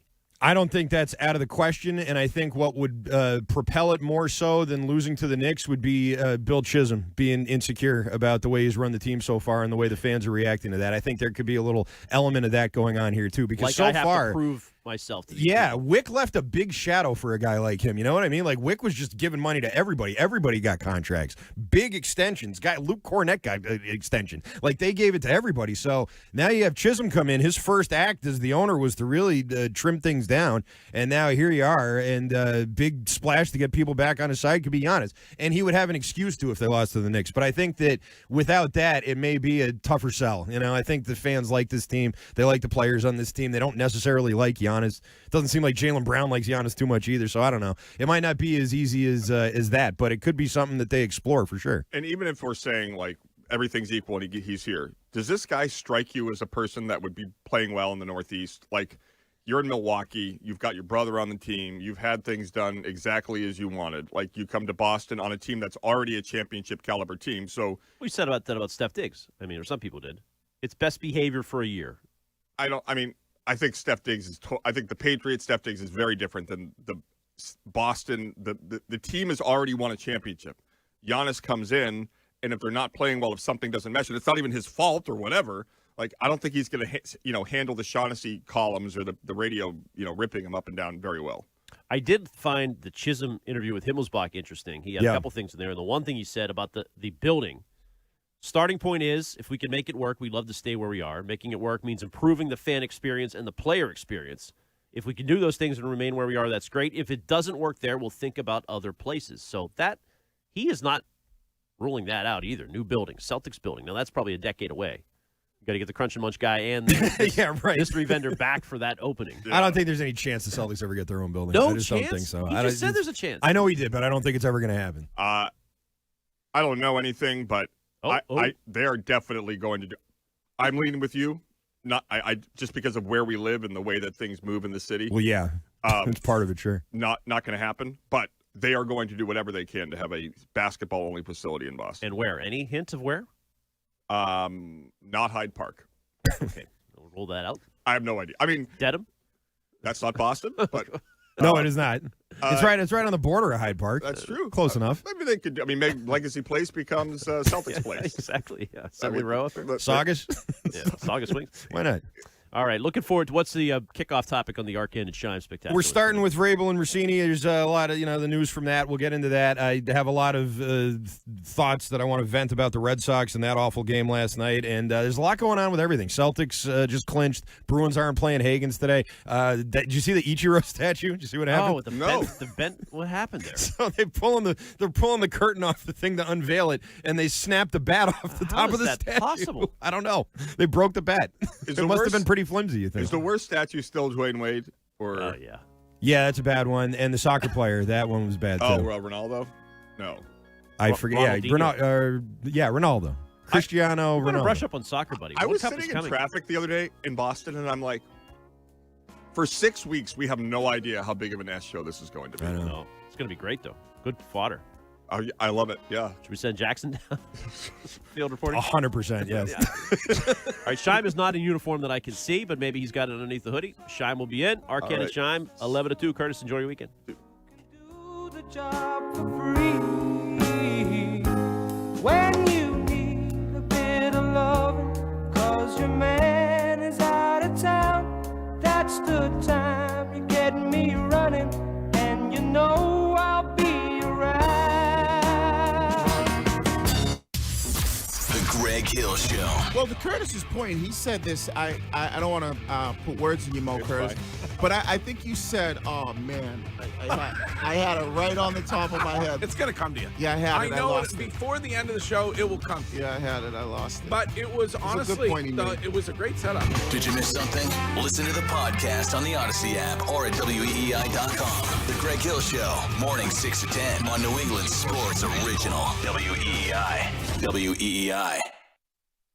FanDuel Sportsbook is the official sportsbook of WEEI. FanDuel has your back with a special Mulligan bet back token this week in golf. Once the tournament starts, you can turn any losing bet into a bonus bet for another try. Now you got protection, so you can take that sleeper pick or make a bold prediction. If you're backing somebody to win it all, go for it. Like someone for a top 5 finish, lock it in with confidence, because if it doesn't hit, you have a Mulligan in your back pocket ready to go. Go to FanDuel.com/local to claim your special Mulligan bet back token. That's FanDuel.com/local. Opt-in required. Refund issued as non-withdrawable bonus bets that expire 7 days after receipt. Max refund $5 unless otherwise specified. Restrictions apply, including token expiration. See terms at sportsbook.fanduel.com. Hope is here. Gambling helpline MA.org or call 800-327-5050 for 24/7 support. 21 and older and present in Massachusetts. Connect with a Playwell advisor at playwell.org.